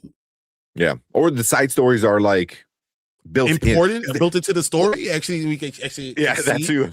But I mean, that's what happened in season 1. Season 1 was not one whole episode was a whole side story. It might have been a good chunk of it, but they still were able to tie in the other story into it. So Storm was off with doing Forge, but that was only 10 minutes of the episode. Then there's 10 minutes somewhere else, but it all comes to a head at the end. At the end, it all works. I feel like they assume that we're too stupid to follow storylines. Right? I mean, shit, we were able to do it as kids in the 90s, So it was like, well, but in the 40s, when you're in your 40s, exactly, too much, But yeah, I don't get it. I don't get it. See, so we got Kyle said Bishop is a snitch. I like that. Yeah, this is so depressing thing about how much better the storylines compared to what we got. Good, definitely good. Yeah, Simba said this is going to be bad this year when they changed writers. That's what I'm afraid of. I was worried. Yeah, for season 3 and season 4, yeah. I mean, like I said, I can't say it's a bad season, but what if wasn't the greatest written thing ever? Like it really wasn't. Mm-hmm. That's probably the worst part of What If was the actual writing part. There's cool stuff, but it wasn't written and didn't have to be. It could be side stories that could be coming together later, right? That's kind of how What If was. These other things, and then at the end you're going to see how it kind of forms. But that's not how X-Men really works, because X-Men is really, there's not X-Man. There's a group of them doing these things. Exactly. It's an ensemble. So if you don't know if it's an ensemble, then these things need to go together. Yeah. Agree. Lou said, I think there was 10 episodes. A lot of pacing issues could have been fixed. Yeah. Even if it was one more episode, I think you could have. I think you could have done the finale a little bit more detailed. And maybe possibly even set up next season a little bit more, because I have no idea what's going on next season. Like, it's going to be the beginning of the Sentinels. He's going to start that whole program. She's going to try to kill him. Professor X is going to try to stop her from killing. We did that. She's there. We did that in the 90s. In the movies. We did that. In the movies. We did it in the 90s too. We did it in the 90s, in the animated show in the 90s. Yep. It was the same shit. So I was like, why? Sorry. Good, man? Yeah, I'm trying to just open something. Yeah, so that's why I was just like, that's why I was like, I don't get what they're going for. They didn't do a big step where at the end of season 1, them literally vanishing, and then you show them like one's in the future, one's in the desert, and then Jubilee's like, what's going on? Like, cool. Like, all right, we got some big shit going on in season 2, but with this, it's just like the Mystique thing was cool, but I mean, I've been, saying that. It was like, oh, is she going to be Mystique? Is she going to be Mystique? I thought she was actually going to be Mystique from a while ago, but here's my question. Whatever. Was that eventually did it? Was that whole thing with Val and Mystique at the end of the episode, or was it at the beginning of the season? Because look what she's wearing. I think Jen spoke about this, that this could have happened at the beginning of the season, and then that entire time Val was actually Mystique, because you see how they changed the way things were going. The only thing is Kree becomes like the well, I don't know if he becomes president, but like that's the thing, because in the Savage Land episode, he just announced his presidency run, and then at the end in the post credit here, which is what, 2 episodes late, not even the next episode, right? Because no, because there was that, so it was 2 episodes ago. 2 episodes later, he announces it, and then this episode is when the other candidate backed out, and it's just him running, But so, again, otherwise, it's only him, so he's going to win. He's president-elect right now. That's what they said. He's president-elect. Jen said, yeah, that's what I'm saying. I was saying because of the glasses, the shine it had in earlier episodes. Like, that would have been cool if you did that. Where like, hey, you go back in time and like she was actually Mystique this whole time, because now you're looking at X-Force, not X-Force, at X Factor differently. Now you're like, oh shit, So why was she doing this? What was she trying to do? Because then, like, was she secretly working for like Apocalypse still? Because now you look back at the season, you're like, oh, now you're trying to figure things out a little bit, rather than like that would have been more interesting for sure. But they did, I think they did time it with it's at the end of the season just because of the Kree thing, But it's just like, I'm like, I don't care about Kree anymore, man. Like they had this moment with Nightcrawler in that one episode. But now he's gonna be president, and then they're gonna do Sentinels again. I was like, fucking Sentinels again. They don't know storylines. So what they're doing, they're trying to make it more like present day stories or what's going on today with the political climate. So they don't understand that there's so many more storylines you could use. Yeah. Like, are we even going to get Onslaught at this point? Like, are we? I don't know.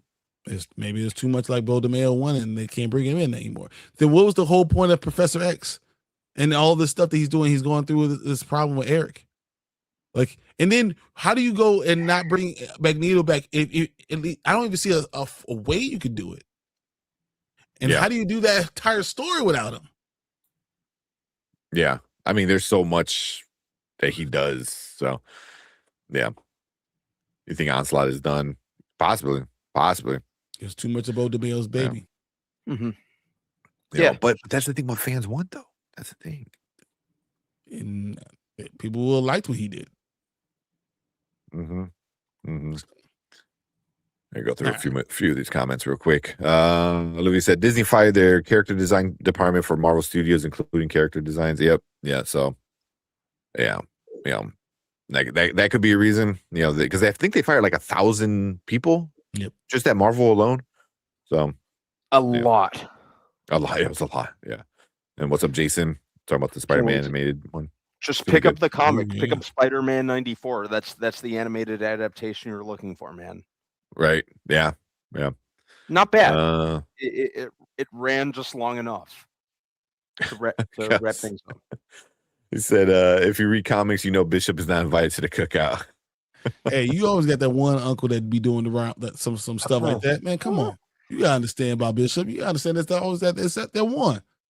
That's funny. You gonna tell Method Man he ain't coming to the cookout? You gonna tell? I dare you.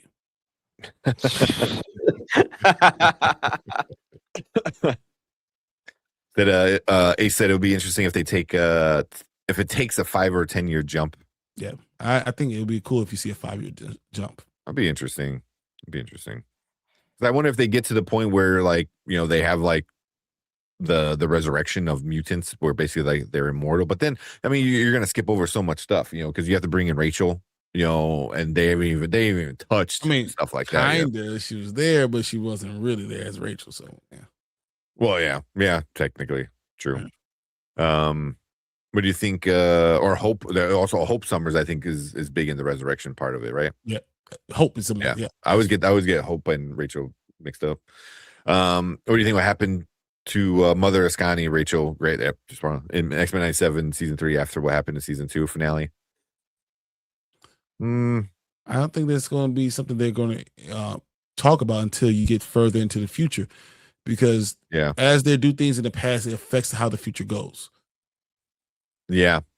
And I think that'll be more whatever happens with Cable, and then it would affect her. So I think once they're ready to bring back Apocalypse, when you see Cable on screen again, then Apocalypse is coming shortly after that. I feel like. I like that. Yeah. Mystique is trying to create a war between US and mutants in season 3. Yeah. But we've seen that before. And yeah, exactly. Yeah. That's what I was saying, because the of the glasses had to shine in early episodes. Like that would have been good. I would have been really happy with that. And she wanted Cable to kill Gambit, which released Apocalypse. She could have still be working for Apocalypse. That's what I was thinking. That's what I was thinking, because she was gathering up all these mutants. Was she doing it for Apocalypse? Because when all the humans were doing all this messed up shit, they're like, oh, just let them, give them a slap on the wrist, they're fine. But with the mutants, they're all getting locked up with the inhibitor collars and and the cells and stuff. So if they would have had it be like maybe a possible flashback like that, that would have been so good. That was so good. But we'll see. We got Delta Dan in the house. What's up? Love the dance. What's up? Shit coming in. We got Danny coming in too. Danny, awesome, man. Yeah. And they could have cooked. They could have had Madeline Pryor come back at the end of the credits leading to season 3.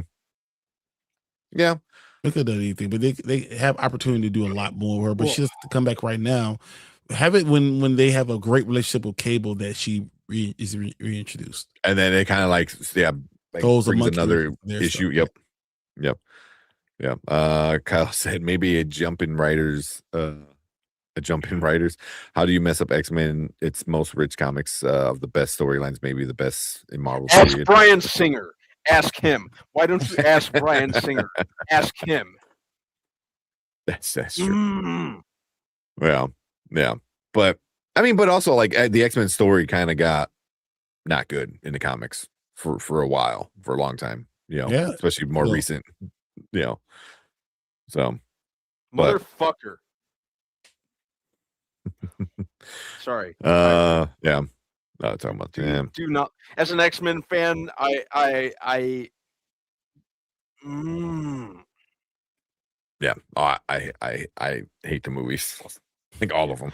They walk through like the MCU could run to an extent, and a lot of comic movies could run, but at the same time, No. All right. So let's finish this up with like a rating of the entire season. You could do now, later, never, or if you want to do like a number or a letter, just because like let's change it up a little bit. What do you think, Brad, man? What would you give season 2 as a whole?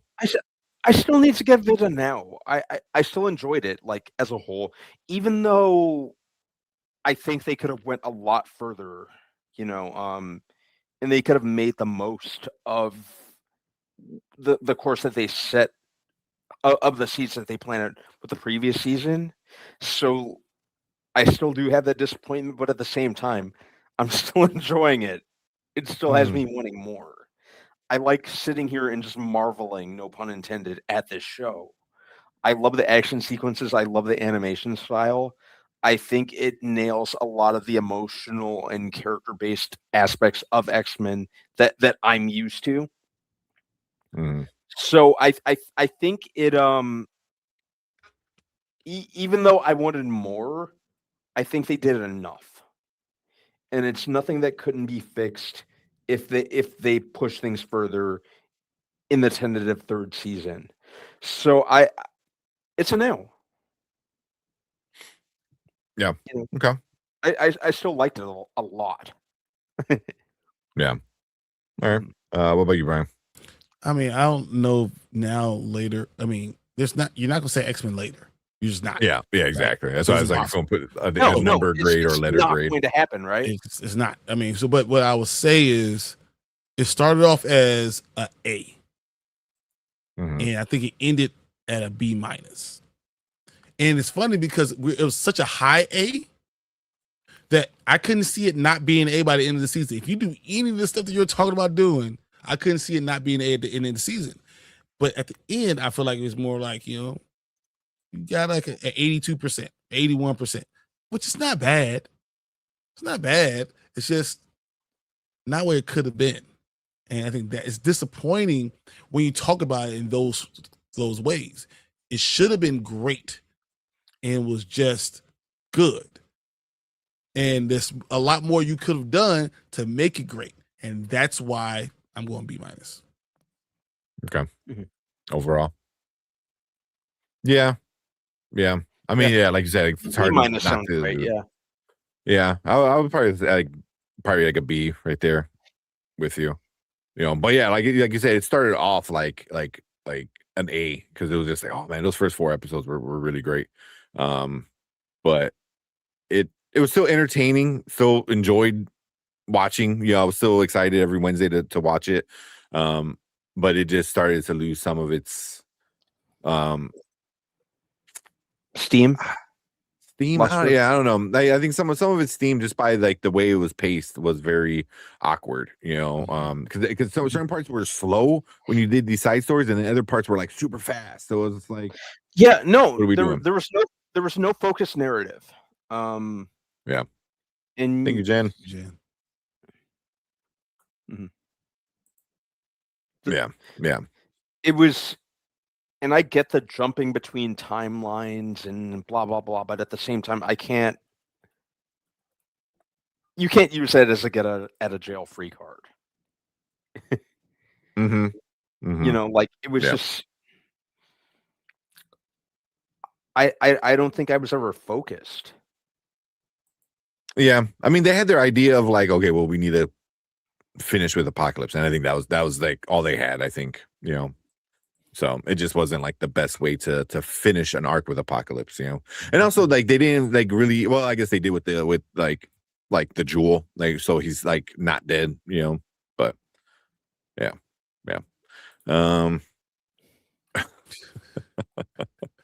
Kyle, Yes, a few with us, no King of Queens. There's no chill for sure.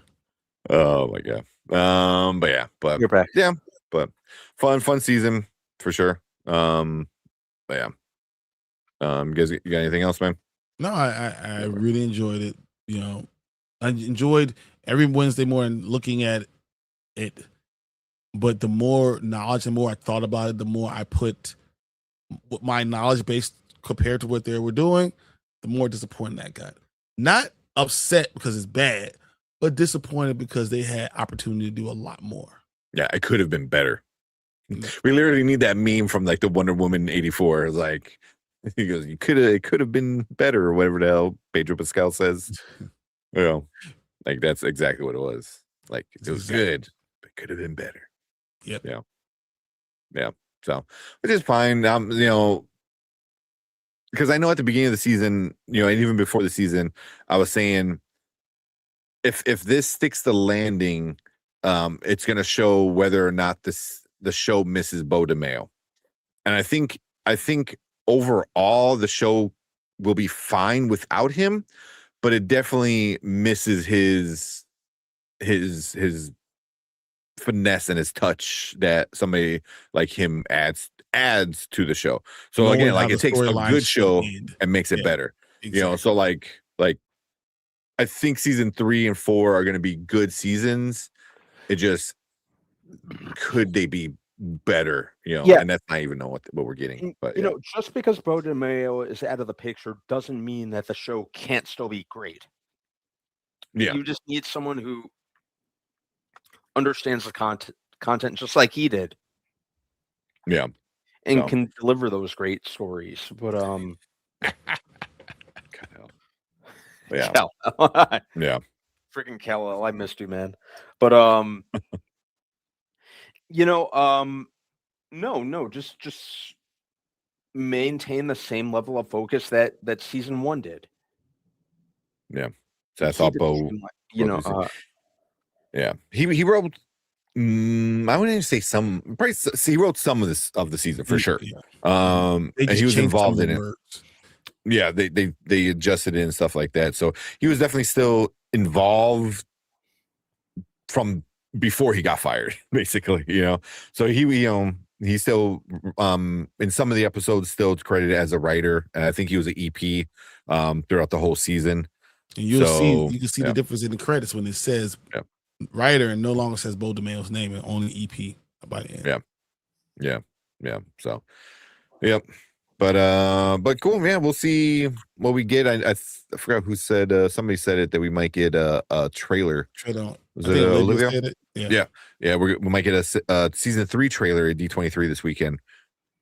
I'd be cool with that. Because I know they were already working on season 3 and season 4, so maybe they got a little bit of a tease. It would make sense. More sense to do that now, especially ride the wave and then give us a tease for season 3, saying season 3 is going to be even better. You think we're going to wait another? We're going to have to wait another 2 years between season 2 and season 3? No, I hope not. That's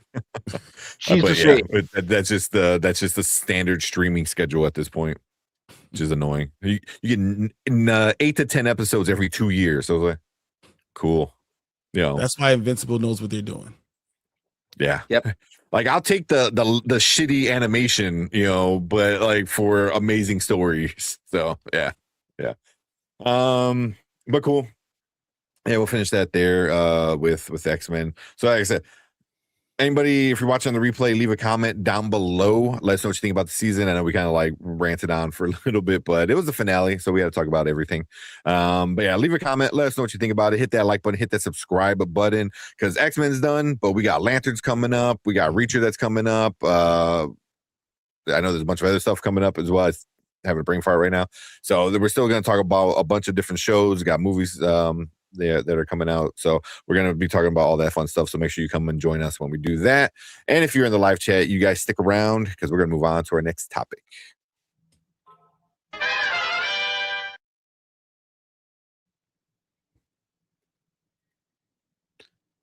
Oh man, yeah, it was the finale, and because I remember one eternity later, it's just. I think that this might have been one of those shows that, it needs to be talked about. Yeah. Especially, I think for all three of us, I could probably say like this season was one of our most anticipated things this year. Easily, one of them for sure. At least TV wise, yeah. Because I was like, as soon as season 1 was done, I was like, I cannot wait for season 2. And anytime we got a teaser, more, right? Yeah, season 3 is supposed to be sometime by matching the summertime time frame for 2027. Season 4 should also be a 2028 time frame, same as season 2 and 3. So we should be seeing in the summer, the end of the summer, X-Men come out next year and the year after. Yeah, I'm cool with that. Yeah. Where's season 2 of Friendly Neighborhood Spider-Man? That's a good question. See, but that's the issue they have is a lot of these streaming shows, they greenlight one season, right? And then say like something for like X-Men season 1 and Spider-Man. It's great. People love it, right? But now you have the issue of we'll give you 2, 3, and 4. But you got to bring all the team back together. You got to bring all the writers, animators, everything back together and work on it. Where, like, I feel like you should all right, here's 3 seasons. Ted Lasso is a perfect example. Like when they signed on for 3 seasons. Mm-hmm. So as soon as they started working on season 4, they already know season 4, 5, and 6 are all happening. So you're able to like get them out and work on them in more of a faster way rather than having this big gap in between the first season and the Invincible did the same thing. Mm-hmm. Invincible season 1 was a hit, and then they had to sign on for the next 2 seasons, but you had this big gap in between season 1 and season 2. But then season, was it not 2, 3, 4, 5? Like, it's like every year, just House of Dragon need to figure that out. Cost too much money with those dragons and storylines. Yeah, like Silo, like however Silo ends this season, like season 4 is probably going to be next year. Oh, 100%. They're not going to wait 2 years. Yeah. Because you signed on. They signed on for season 3 and 4, and then that's it. So, yeah.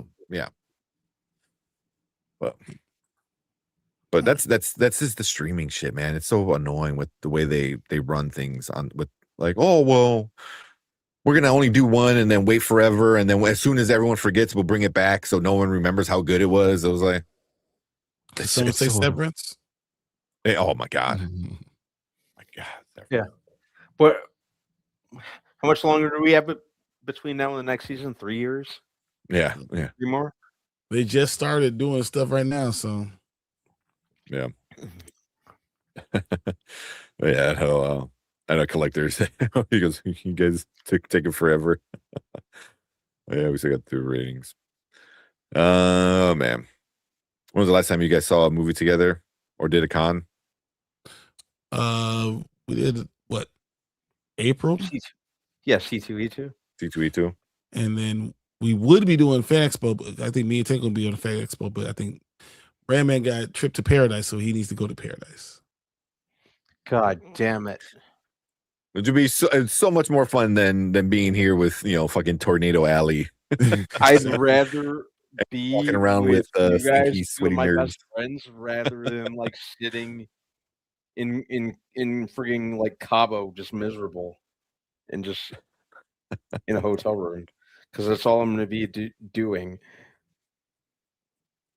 Oh, go to the beach one time for us. That's what exactly. One time for us. That's all. Yeah. Yeah. Go to the I'm beach. just sitting in the hotel room that entire time, just doing shots and just being pissed off. Really? Or no, not looking forward to this at all. Just let it end quick. Oh man. Said expect Doomsday and Vision Quest trailer. D23. Also X-Men casting. I think bringing in all that. Yeah. Yeah. They're not going to physically have stuff because that's why they have it on streaming. They're not going to do it. Yeah, not for the X-Men. I mean, you can buy it physically, but it's not going to be official. Yeah, you're going to get it from eBay. Yep. Which I'm finding out that a lot of physical media collectors, they're dusting off their old DVD-R Blink DVDs, because that's what a lot of them are doing, because they're like I'll find a way to put it on a disc myself and to have my own, and then they make their own art. I know I sent you guys that Coraline VHS. That's not official. Somebody made that. And I thought it was cool. So yeah. But I that's what I see. I've seen a lot of people on Instagram, a lot of physical media people that are making their own physical media, which I'm like, that's cool. I like that. Mm-hmm. Yeah. Next man, I said green light for up to season 6. Damn, really? Mm-hmm. They said up to. They said they want to potentially go up to that level. Like it hasn't been confirmed, but like I thought it's 3, 4, 5 right now, and maybe 6. Okay, I know for sure 3 and 4, but I really stopped paying attention. Like when it comes out at this point with streaming stuff. Yeah, we had to do some awesome trailers. Yeah. I mean, I gotta watch this. My Adventures of Superman. I gotta check that out. It's great. I've been watching. You've been watching Batman, guys? Yeah, I finished. I completely forgot. Yeah, I completely forgot until I logged on to watch Reacher. Then I saw like, shit, I forgot it. So I gotta watch that too. The Cape Crusader. Yeah. Have you guys been watching Ted Lasso, or you guys aren't really into that show? I haven't started Ted Lasso. No. I saw season 3, but I haven't seen anything from season 4 yet. Okay. I mean, it's only the second episode just came out this week, so yeah. Dune tickets coming out Tuesday, I believe, right? Yeah, probably. Yeah. Around smell like French, but yeah. All right. So we got Johnny Bravo complete series DVD box set. Yeah, for real. I know I have like some Cartoon Network's greatest hits that have a bunch of Johnny Bravo, Dexter's Cowardly and stuff like that, or Courage. I'm sorry, Courage the Cowardly Dog. So been finding a lot of those.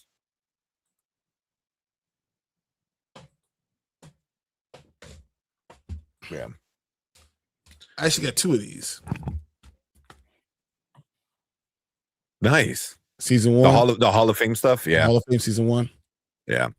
All 13 episodes of season 1. Nice. That's cool.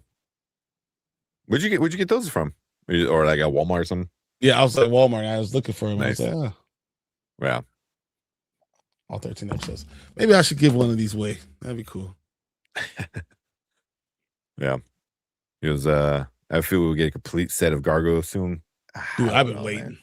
I've been waiting. I know you have them all. I only have this one so far. Was his season 2, volume 2. So there's still season 1 is one whole set, and then season 2 has 2 volumes. Yep. And then that's it. No more. But yeah. All right. Did you trade for the Convoy Academy from Disney Plus? Coven Academy? No, not yet. Even know. Been watching the original Pokemon. Nice. I got my son's into it right now because I have the box set of the original Indigo League or whatever the first one was. Mm-hmm. So he's been big into Pokemon. Yeah. Yeah, I looked up. Yeah, it's very expensive. Yes, it is. Yeah. Like this one I got it for a good deal. I think I got it for like $15. That's really good. I think volume 1, season 2, volume 1 is like the stupid $80 one or something like that. Season 1 isn't too expensive, but it's still like up there.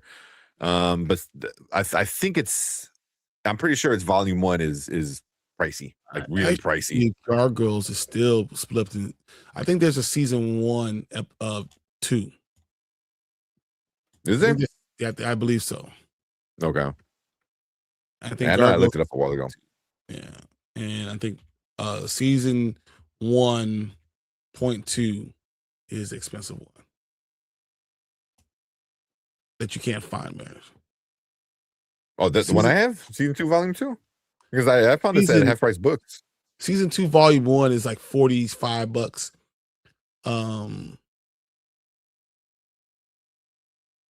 What's the expense? Yeah, here. So the official DVD breakdown. So it's complete first season, and then season 2, volume 1, and season 2, volume 2.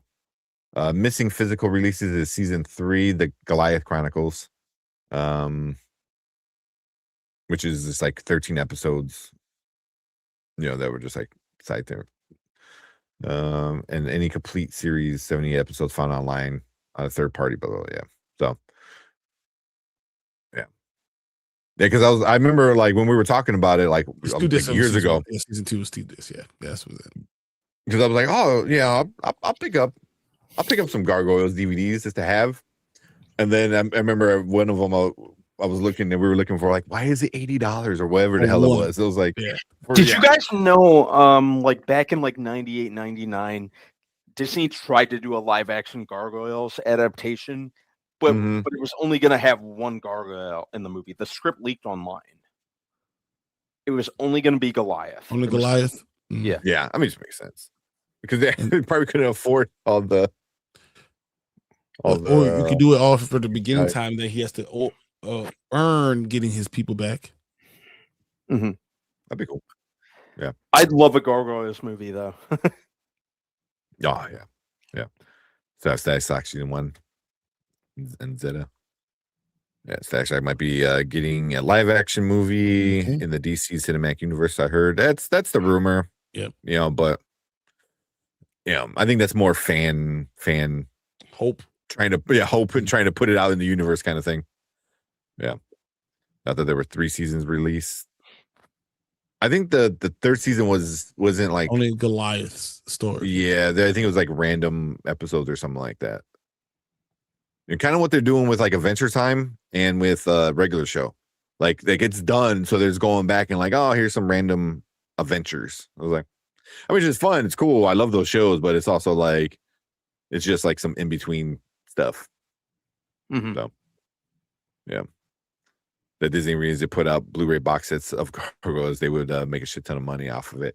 I agree. I mean, I agree. You can do like Blu-ray or even 4K. Do a 4K box set of the complete series. $150, easy. I mean, I will buy it.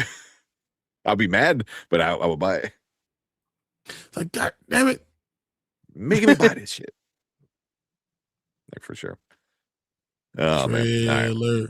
Yeah, watch some trailers. Watch this animal one. Yeah.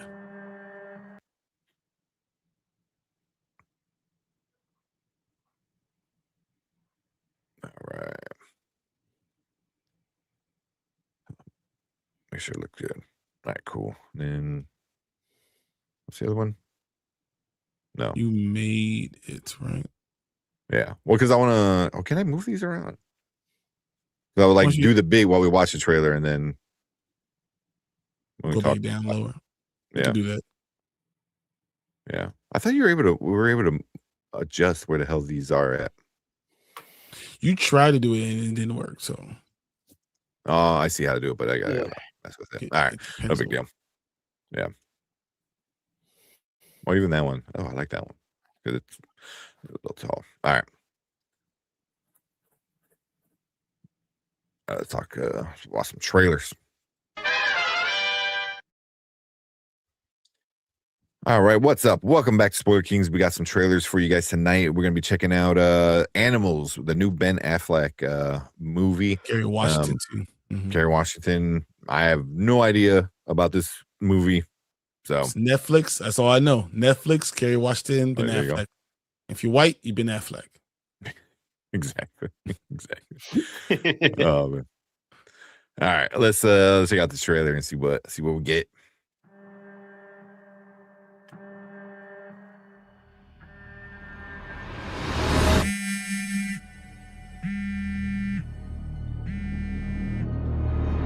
Was that Stephen Young? Yep, it was.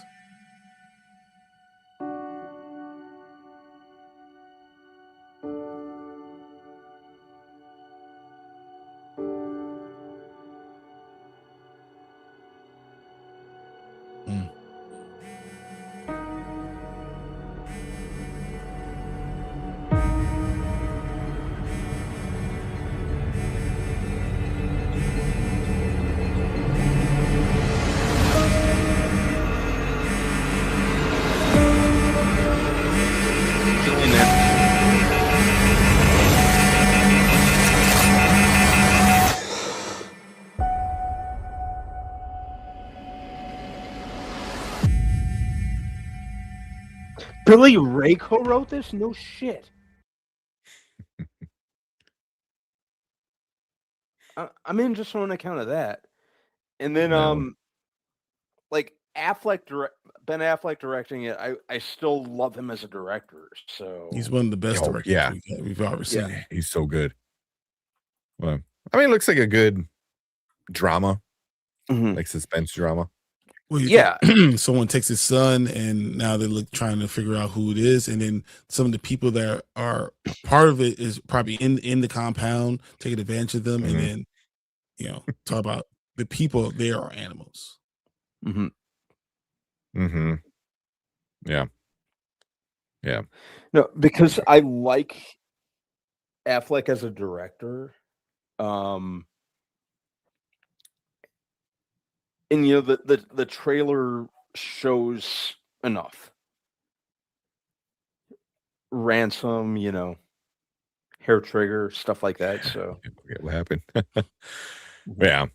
I mean, I think that's what it's just. It looks like he's a politician, obviously running for like mayor or something like that, and then kid gets kidnapped, and yeah. And Kerry Washington is his hot ass wife. So. I mean, that is what happens for Ben Affleck. He does find beautiful women to be with. So it makes sense to me. That's the plus of when you're the director and the star. Ask who's that? Adam Sandler. I was like, okay, you're just married to every hot woman in all the movies. Like, get out of here, man. Why not? Yeah, I'm not gonna write or direct my movie for me to not have a beautiful wife. Why not? Exactly. Like, yeah.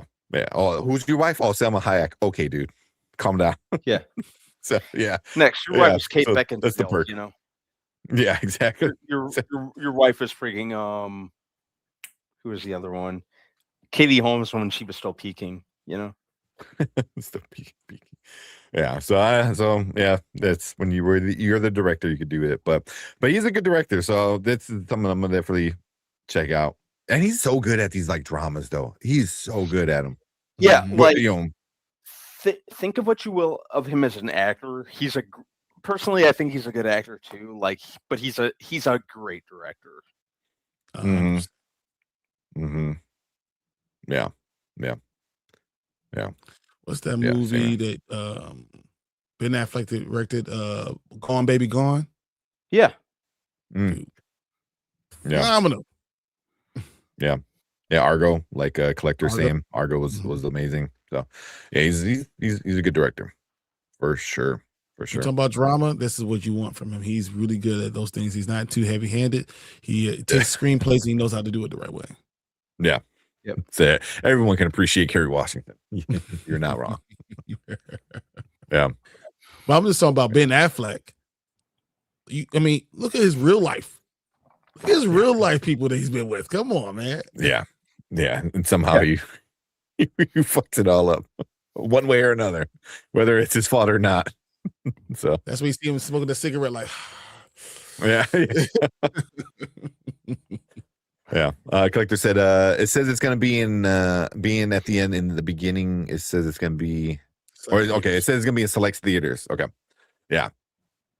Oh, that's cool. See, and that's why I'm like, I think Netflix is gonna start to do stuff like this. I really do. I think they're gonna test the waters, and I think them wanting to get Warner Brothers was gonna be that too. But I think they're gonna start to get these bigger directors that are gonna demand, because somebody like him is gonna like, all right, if I'm gonna do a real movie and not like The Rip, you know what I mean? For whatever that was a Netflix movie for sure. Like this one seems like a theater kind of movie, you know, like a full big drama. You know, The Rip is one of the highest rated things that they put out there. No, it was, but that's why it was fun. It wasn't a bad movie. Don't get me wrong. Yeah. But I wonder if it would have done well enough in the theaters, like, you Matt know, Damon because and Ben Affleck. If you just said Matt Damon, Ben Affleck, that gets you something. Get you something for sure. Oh, for sure. You know, but like this one is like, I think ones that The Rip, I felt like they wrote that up in one night. You know what I mean? Like, because it was not a complicated story. It was a lot of action, a lot of like betrayal and stuff like that. So I feel like they're right. It was a fun movie. Along. Yeah. The script. What script? I mean, but they did that. Sasha Kyle, yeah, Tiana Taylor, you still had, Scott Atkins. You know, they had people. So it worked. And then another Steven Yeun. There's another one. Oh yeah, that's right. Oh my God, yeah. He's been working with them for a few by now. So yeah, but this looks really good. But yeah, man, glad it's gonna be in some theaters too. Yeah, he did The Town. The Town was amazing. Yeah. He should have had the Batman. He should have had. Yeah, Gillian Anderson. Well, Gillian Anderson. She was definitely was that her coming in? Like, was at the end, like, or not in the end, but she's the one who walked out of the SUV. Okay, so I'm like, she looks familiar. I just couldn't figure it out, and then yeah, that's awesome. Yeah, dude must think he's Batman. Exactly, he's a Batman. Yeah, but just imagine what would have happened if he was actually. Oh, is Matt Damon in it? No. Oh, that'd be funny if he's one of the masked guys. Dude, I think Matt Damon's in it. Again, not surprised. I mean, does Matt Damon even have a life at this point between doing like Nolan movies back to back and then doing like his own things here and there with his best friend? It's like, bro, like, does your wife say like he was probably on set one day? I'll jump in here. Yeah. Why not? Yeah. So it's funny. Not too bad. But yeah. All right. Yeah, let's get out of here. We'll finish this trailer reaction with that. His best friend. Yeah, Matt Damon, Ben Affleck. Yeah, Ben Affleck, come on. Yeah. They're like best friends, BFFs. Yeah. Maybe their first movie together. Yeah. But cool. Yeah, let's get out of here. So we want to hear from you guys. If you're watching on the replay, hit that like button, hit that subscribe button. Let us know what you think about Animals coming on Netflix. I believe it was like October 9th as well. It said something like that. So definitely see that, and we'll talk about that when it comes out. And we appreciate everyone coming in, hanging out with us. Make sure you guys hit that like button, hit the subscribe button. And if you're watching live, stick around. We're going to move on to our next topic.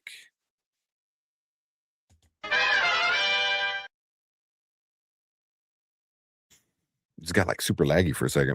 Yeah, it was weird. I was like, okay. Okay. It just wasn't me. Yeah, because I hit a button and like everything kind of like just like barely moved. Yeah. Oh man. Yeah. Don't forget the variety trailer. Yep. Yeah, we got that. That's up next, man. Yeah. They're married at this point. I mean, basically, right? I mean, but they've been together for 40 years. Like, I mean, yeah. I think they went to high school together. Like, it's been a long time. Yeah. She's like, you're still making all that money from the Odyssey. I'll jump and pay with you. Well, I know he had came out and he said something about after fucking what's the atom bomb one, dude? Oppenheimer.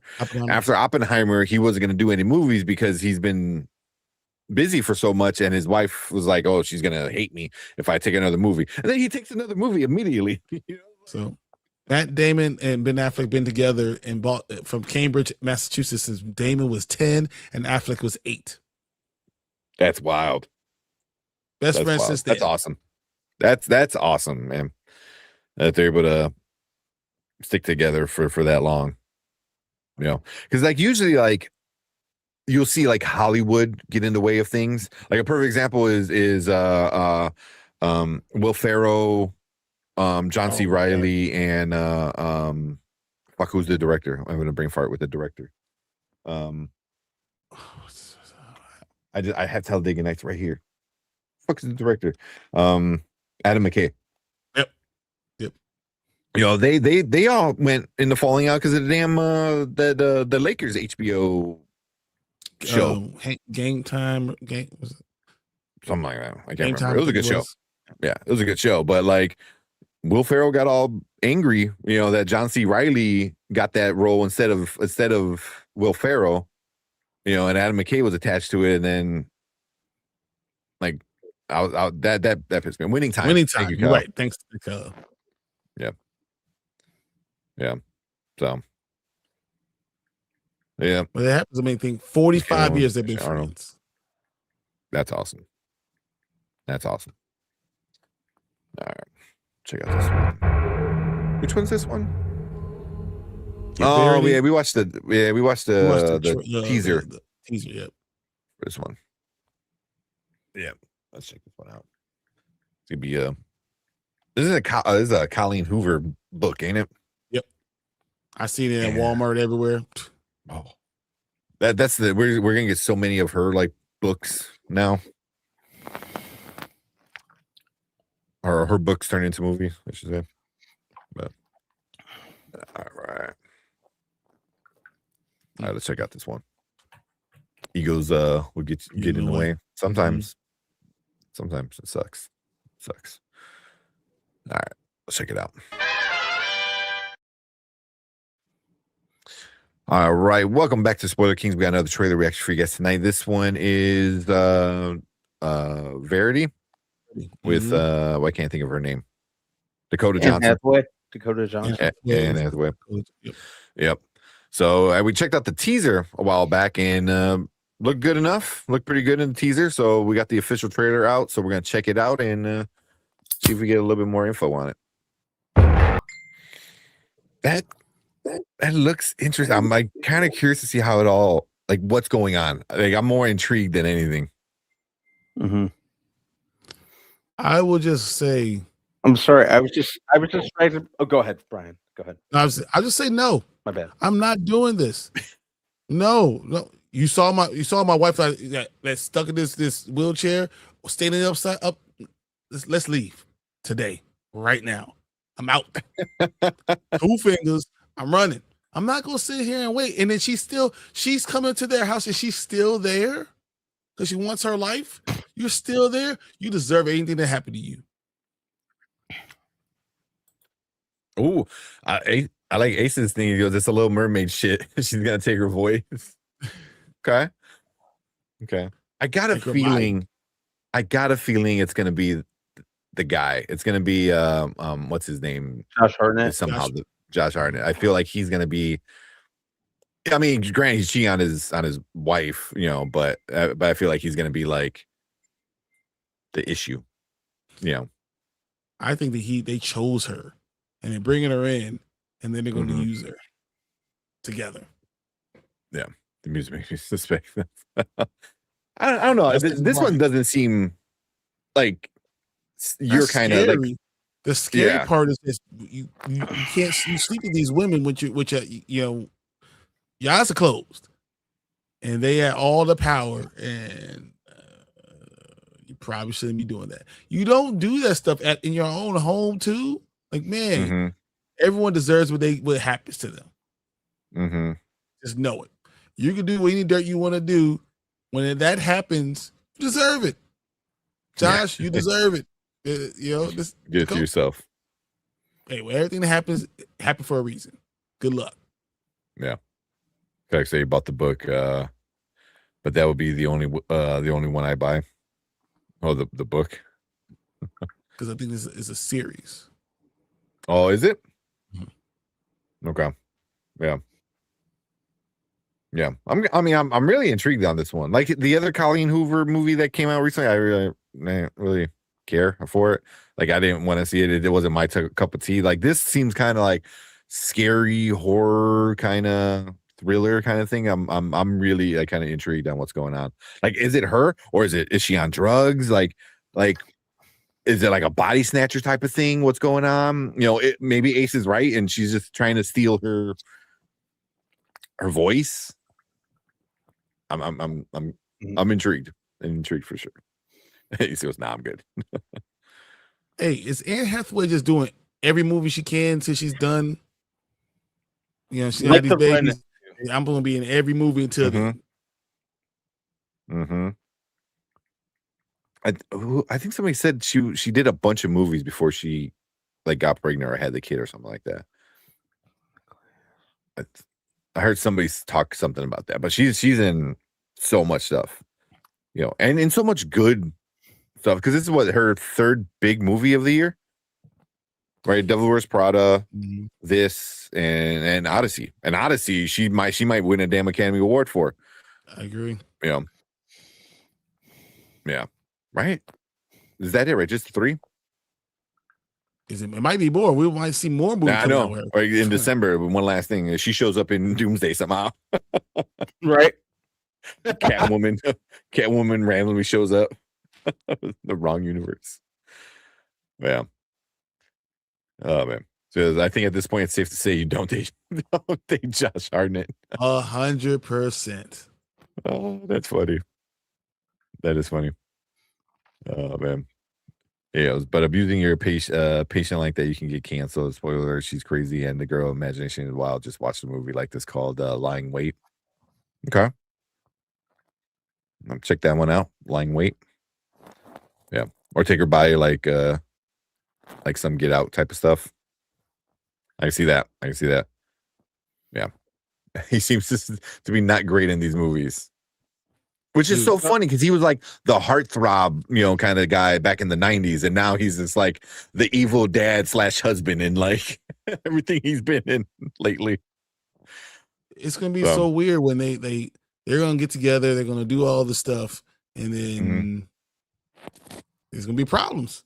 And you're going to find out which one was true, what actually really happened. Yeah. She had a movie come out earlier this year. I heard it wasn't that good. I don't know the name of it though. Yeah, it was like a rom-com thing, but it was something like that. It just wasn't my cup of tea, so I never really looked into it. Yeah. What's up, Miss Gemini? That Devil Wears Prada 2. She was in that. That's Prada 2. Yeah. Haven't liked Josh Hart the movie, or since the movie. Oh, okay. Yeah, get rid of him. Yep, I understand. Oh, my dad had the funniest reaction to the movie O. I don't remember that one. It's a re-edit of Othello. Oh, for Julia Stiles. Yep. My dad had the most I was right there with him, you know, but my dad had the most hilarious reactions to that movie. So, just cracking up at it. Anne Hathaway has been in Mother Mary, Devil Wears Prada 2, The Odyssey, End of Oak Street, and now it'll be Verity. Oh, that's right. End of Oak Street. Damn. Hold that thought. Damn. That's almost like what? It's about one every 6 weeks on average for the year. Just run through it, and then it's gonna be her year. Yeah.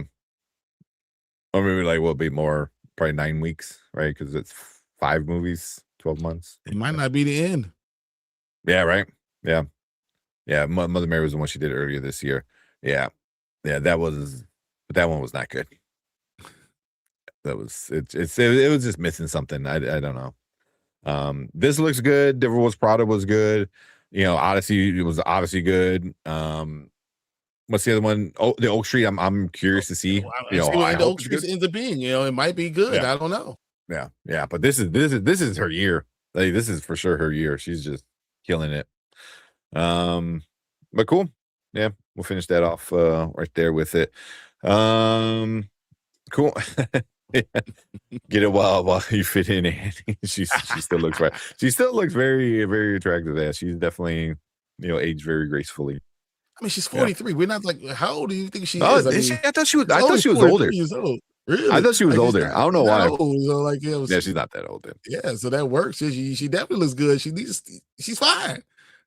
Yeah. That's your job to be that. You're fine at 43. That's not a big deal. Yeah, I don't know why I thought she was like in her 50s. I don't know why. Yeah, but cool. Yeah. So it's Verity, the new scary movie Colleen Hoover book that's coming out in October. So perfect time, right around Halloween. So yeah, we want to hear from you guys. So if you're watching on the replay, hit that like button, hit that subscribe button, leave a comment. Let us know what you think about this trailer. Are you gonna go check it out? Do you know about the book? So you know how it's gonna end and stuff like that. But yeah, leave a comment. Let's chit chat in the section down there about it. And if you're watching live, you guys stick around because we'll move on to our next topic for the night.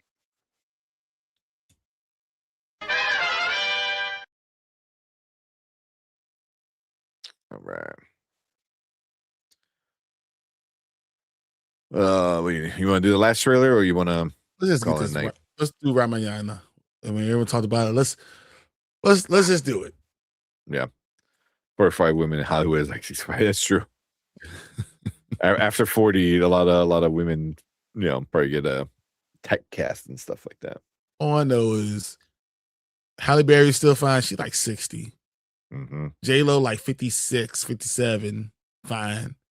Like, who did I say earlier? Salma Hayek. Salma Hayek's been fine for forever. Mm-hmm. Like, come on, man. Yeah. Oh man. Salma Hayek is book in 59. August.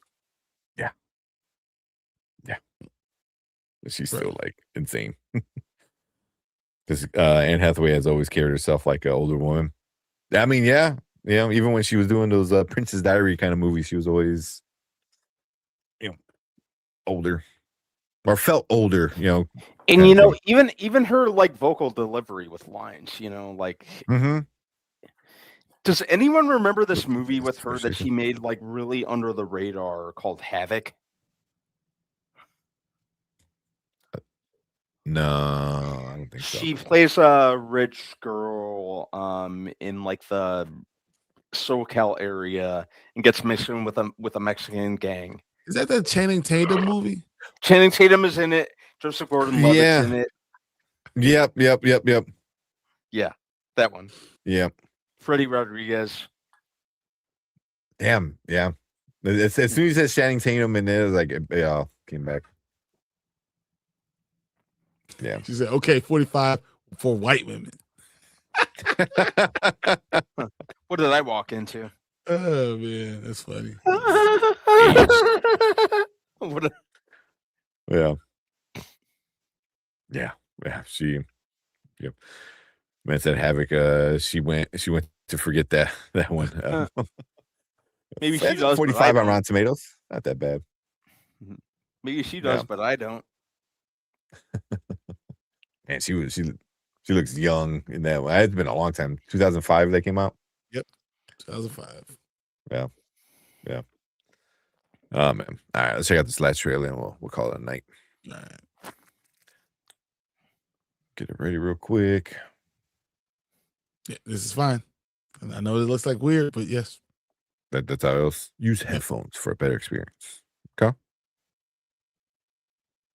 And then it starts and you go deaf. You're like, I wasn't ready. Yeah. Right here, Catwoman, really quick.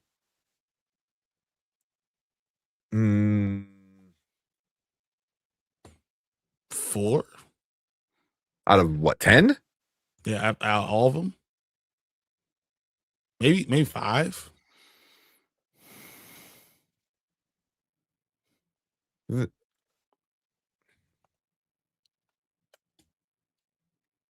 There's 9 of them, right? There's 9. I was gonna say, like, I don't know. I remember how many there were. So you got Pfeiffer. No, it's 10. It's 10.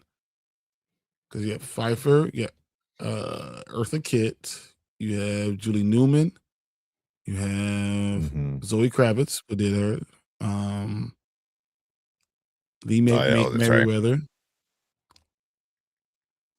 Halle Berry. Hathaway. Halle Berry is going to be in the back. The one who did the movie, the TV show Gotham.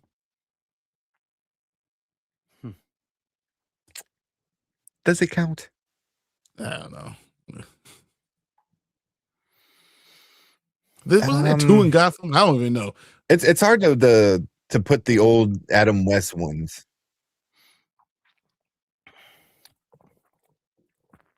Let's just do top 3.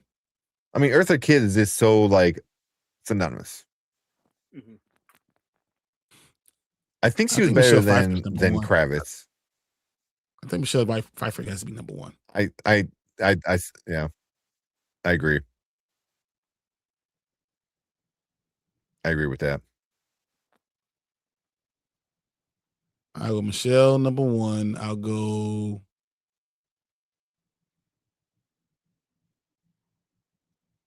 I'll probably go Eartha Kitt number 2, but Julie Newman might be there.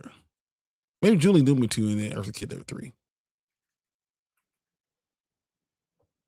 Yeah, because they were like growing up, they were like the ones that you first saw.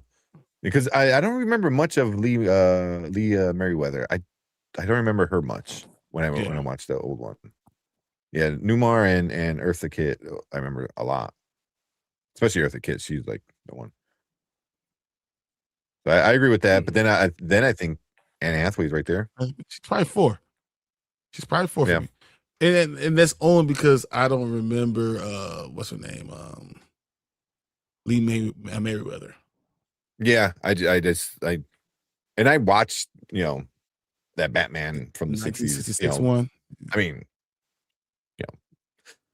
but yeah. But I just don't remember her too much. And then Halle Berry, and it's not her fault at all. It was not her fault. It was just no. It was Warner Brothers' fault. Yeah, the Zoe Kravitz, I just don't.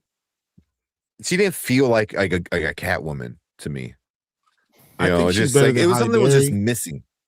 I think she's better than Halle Berry. Yeah, I think the character was written better.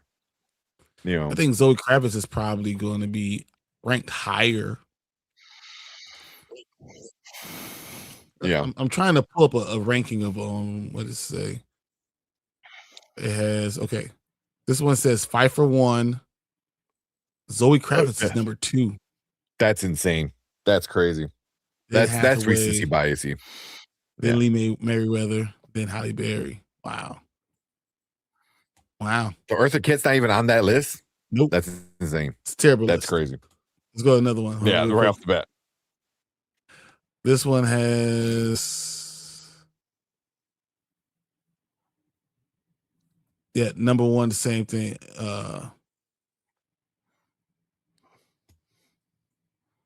Where'd it go? I mean, Michelle Pfeiffer's number 1. No question. Yeah. So Michelle Pfeiffer number 1. This one has Julie Newmar number 2. Okay, I'm cool with that. And then Zoe Kravitz number 3. That's crazy. She wasn't like it's a Lee good movie, but 4, Eartha Kitt 5, and Hathaway 6. I think it's recency bias. Because I'm like, she was written well, and her character was cool, but like as Catwoman, I'm gonna go to this third one. You could have said she was Vicky Vale. Yeah, you could have said she was Vicky Vale, and it would have been just as a good character. Like Collider has Zoe Kravitz number 1. That's crazy. That's crazy. No shit. Maybe we don't see something, man. Maybe it's something we're wrong. Again, I like the movie. It's not the best Batman movie ever, like people are saying, but yeah. Yeah.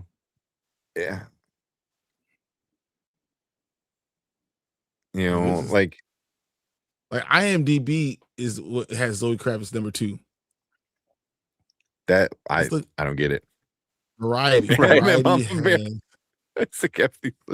Mama Bear's a Catwoman fan, so here's Variety. Let's see where they go. Yeah.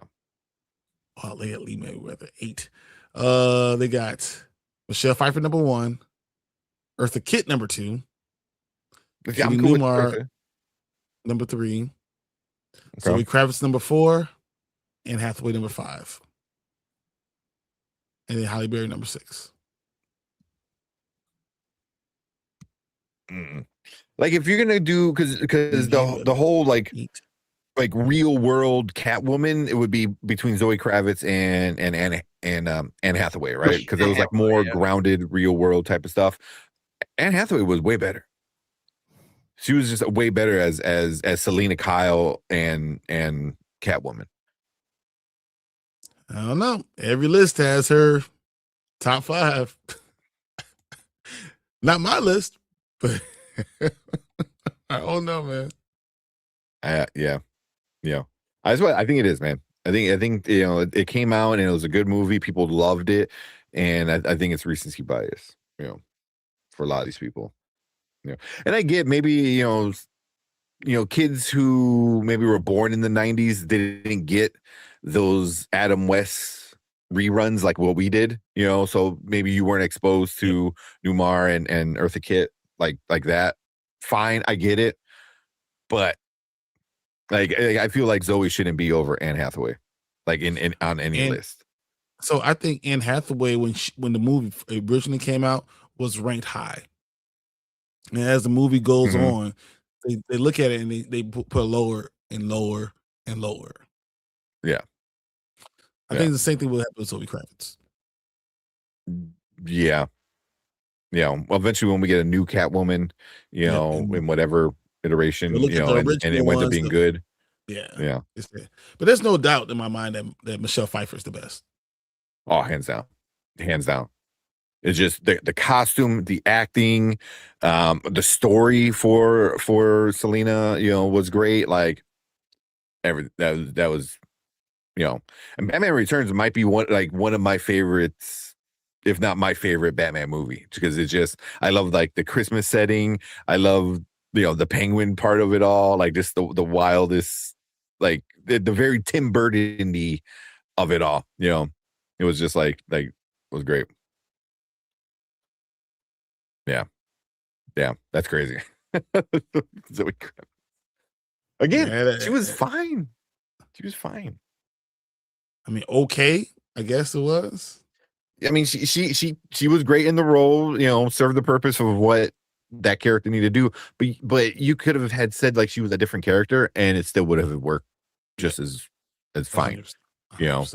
Where like you couldn't say Anne Hathaway could have been replaced with like, I don't know, like Poison Ivy or something. Like, no, she was like a good cat burglar, and the way she carried herself and the connection she had with Bruce was great too. Yeah, that's always a big thing. So, but the movie wasn't a good movie. Well, not highly ranked.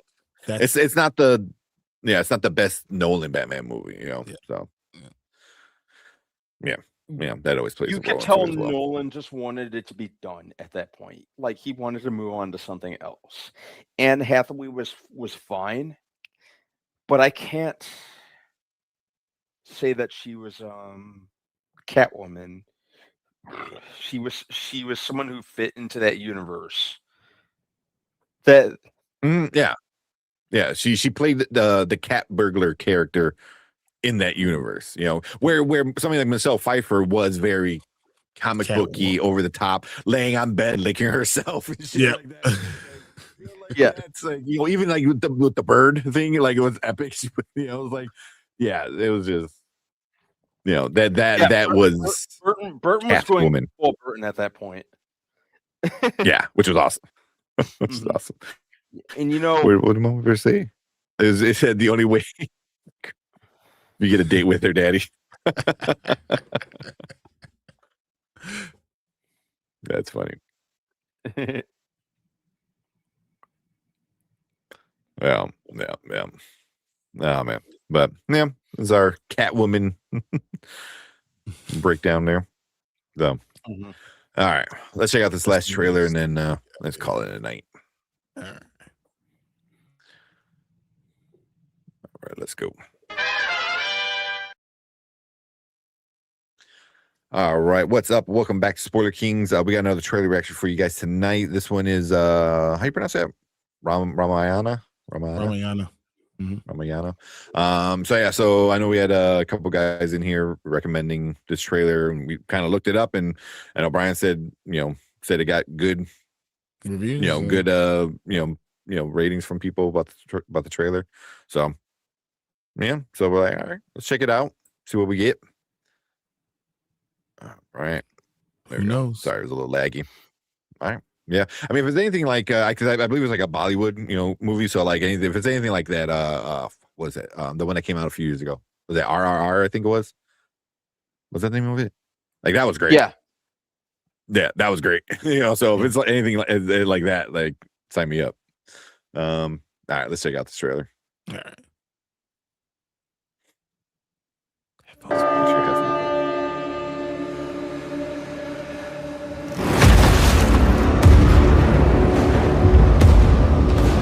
Halt! Who goes there? Your new king.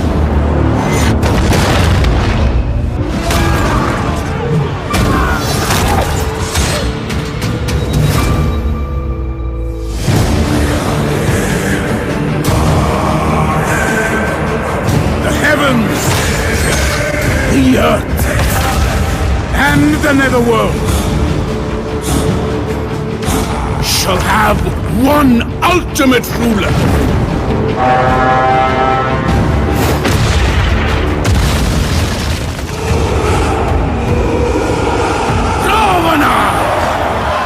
Whenever the universe faces a severe threat, Lord Vishnu has taken an avatar. 14 years of exile.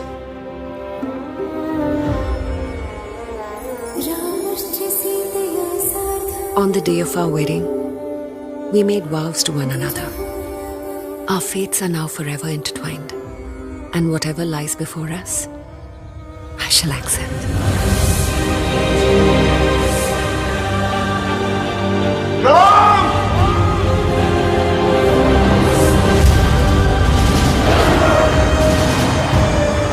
Princess of Janasthan, Surpanakha.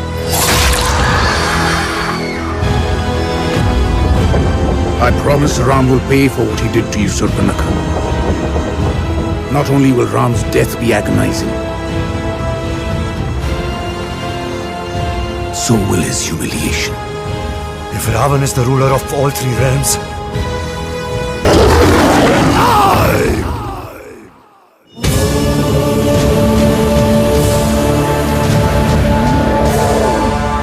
the era of Ram begins.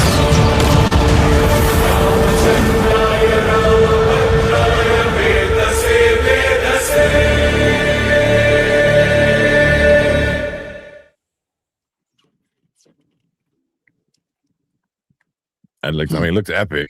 It was like one of those like long super trailer, huh? epic. Yeah, it was a lot. It was a pretty long trailer. It was like almost 4 minutes. Is it weird that was a trailer and I'm still not sure what the movie's totally about? Not necessarily. I understand that. Yeah. Yeah, I mean, it's just what this one guy versus like this king ruler. Like he's like some god's son, and then he comes back. It's a lot. It's a lot, and it looks like it's very epic. Like it's going to be huge. It's going to be epic. Yeah. And I think if you know the story, you'll understand it more. I don't know the story, but it looks big. Mm-hmm. Mm-hmm. I didn't get the point where the whole his wife said, "I'm going with you, and wherever you go, I go." But it's a lot. Yeah, it feels like one of those mandatory kind of love stories kind of thing. Yeah, so like kind of that shoehorned into there. Put it in there. Yeah, I mean, maybe it plays a bigger role, but at least from the trailer, it seems like because it was like him versus him. Like he's the evil emperor that rules over all the kingdoms, and he's what the avatar of their god. To offset it. So and then you're just like love story in the middle. So I was like, okay, yeah. But he freaking punched a flying elephant. I was like, yeah, that was dope. That was dope. That was. He was like yelling at the lion creature kind of thing. So it looks really cool, man. It reminds me of something else, and I can't put my finger on it. But it has like it just like I'm watching. I'm like not that I've seen it before, but it's just like the visuals and everything reminded me of something else that I've seen, like It Chinese. reminded me of a video game. That's it. I mean, when he's in there just hitting everybody, it was like Dynasty Warriors. Like that. Exactly. Like, he's like all these hordes of people, and he's just in there just knocking them all out. Like it's very Dynasty Warriors for me, But yeah, but yeah, it seems pretty epic. I might check it out. Stuff like this always is fun. Like I think RRR. Like I didn't expect really anything from it. I'm like, all right, everyone's talking about it. Let's watch it, and it was just like that got me. I was hooked. I was like, all right, cool. I get it. He said, Kyle said, reminds me of Immortal or John Carter. You can see that. I can see Immortal. I can see Immortal because of all the the armor was very much like that. Yeah. And the color scheme and things like that. Yeah. Yeah, with the vibe. I like that. Yeah. You wait until the king. Shut up. Get out of here. That's what I get for clicking on your comment. Yeah. It says Rama will bring soap to India. I don't even know what that means. Okay.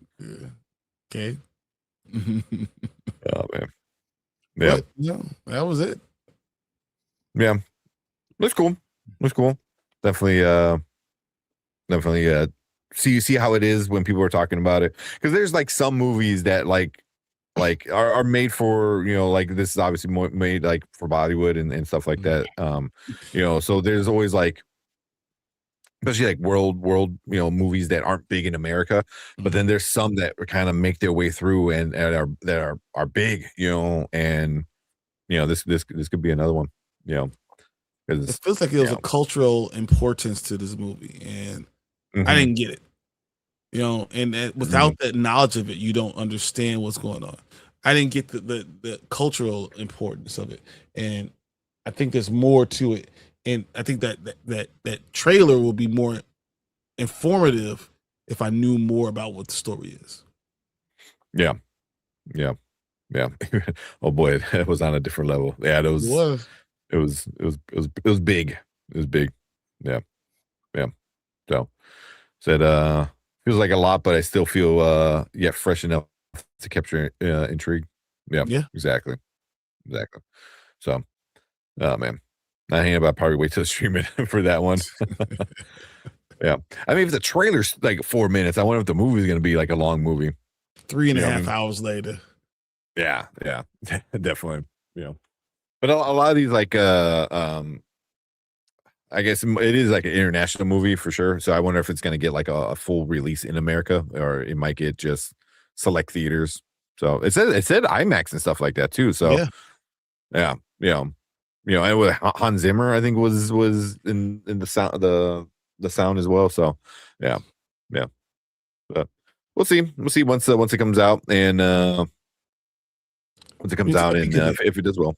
Yeah. We'll take a peek at it and see what it is. But cool. Yeah, I appreciate all you guys coming in, checking out Ramania, right? Ramaya. I'm so bad at names. Let alone like I'm bad at like American names, let alone anything else. So but yeah, we appreciate you guys coming in, checking us out for this trailer. Leave a comment, let us know what you think about this one. You're gonna check it out. Maybe this is something you're into. And make sure you guys hit that like button, hit that subscribe button, and come and join us when we do trailer reactions and a bunch of other fun stuff as well. And we appreciate everyone in the live chat. You guys stick around because we're gonna move on to our next topic.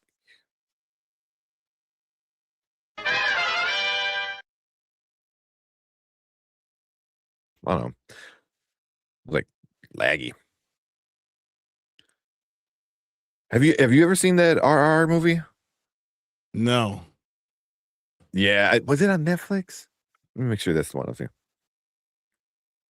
2022. That was good, man. That was really good. Yeah. It's a Tale of Two Legendary. Was it Netflix? I don't think so. Oh, it is Netflix. You can watch it on Netflix. Yeah. It was pretty good. It was pretty good. Yeah, it was two legendary revolutionaries and their journey far from home. After the journey, they return home to start fighting against the British colonists in the 1920s. The action's good. The story's good. It has that like kind of over the top Bollywood kind of action, like we saw there. It's got 96% on Rotten Tomatoes. It's because I heard like, everyone kept talking about it. Revolt. Oh, Rise, Roar, Revolt. I like it. Yes. Yeah. And everyone was talking about it, and I was like, all right. Finally checked it out. I was like, I get it. There's a little dance number in it too that the brothers do together. I was like, all right, like shit. I might be a Bollywood fan after this one. So that's why I was like, after watching that, where I didn't think I was gonna like it, because it's not my style that I like. Yeah, it's not my usual thing. It's good. It's pretty good. Yeah, Rotten Tomatoes has got 96 with critics and a 94 with audience. So, yeah, it's on Netflix. I recommend watching it. It's a fun one for sure. For sure. Yeah, even on Letterboxd, 4.2 out of 5. So, which one's that? RRR. Oh yeah, I've definitely seen that. Dude, yeah. The evil blonde chick was Elsa from Indiana Jones. Yeah. No, she is. Yeah, I'm looking at her. Yeah. So, but I think because it was where this movie is very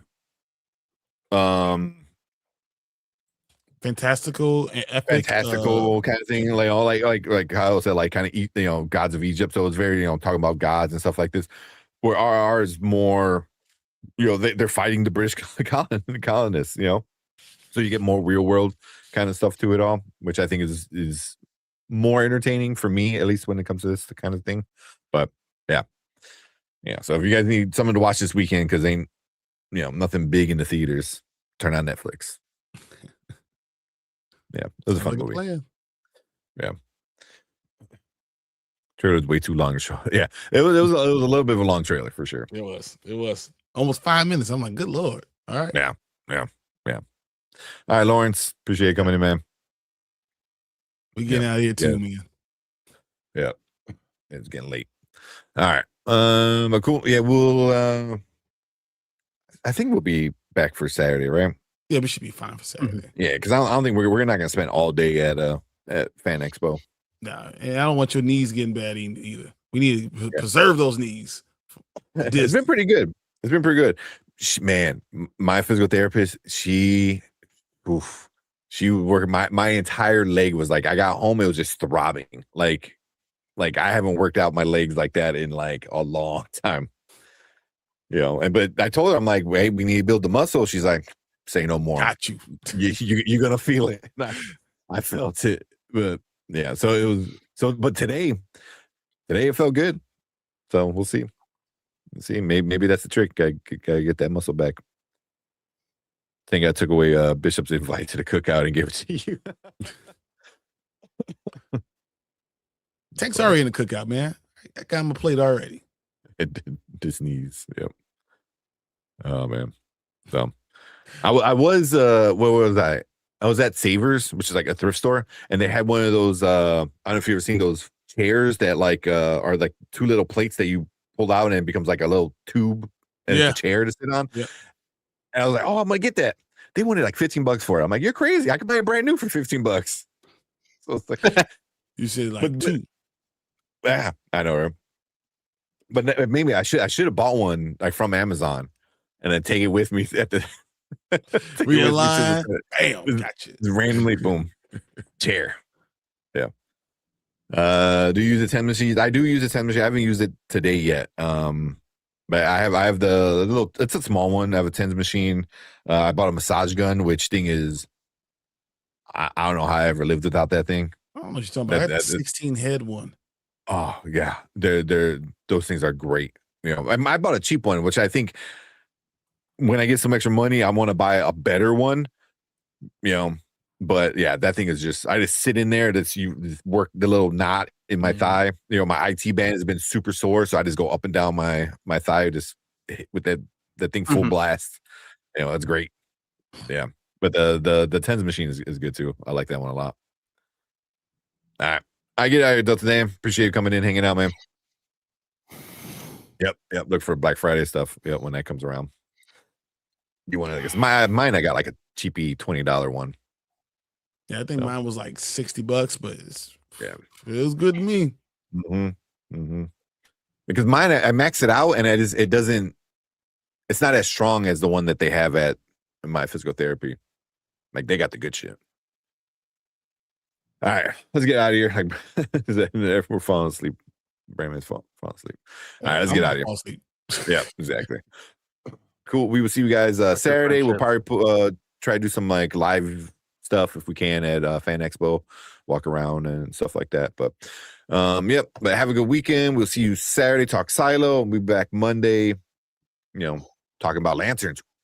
Let's go. Wait. So everyone be safe. And which one? In the Oak Street. I'll be here. Oh yeah. Fuck that vacation of mine. You better go, man. All right. I Let's don't get out want of here. I guess. We will see you guys later. Have a good weekend. Bye. Peace. The board has concluded the call.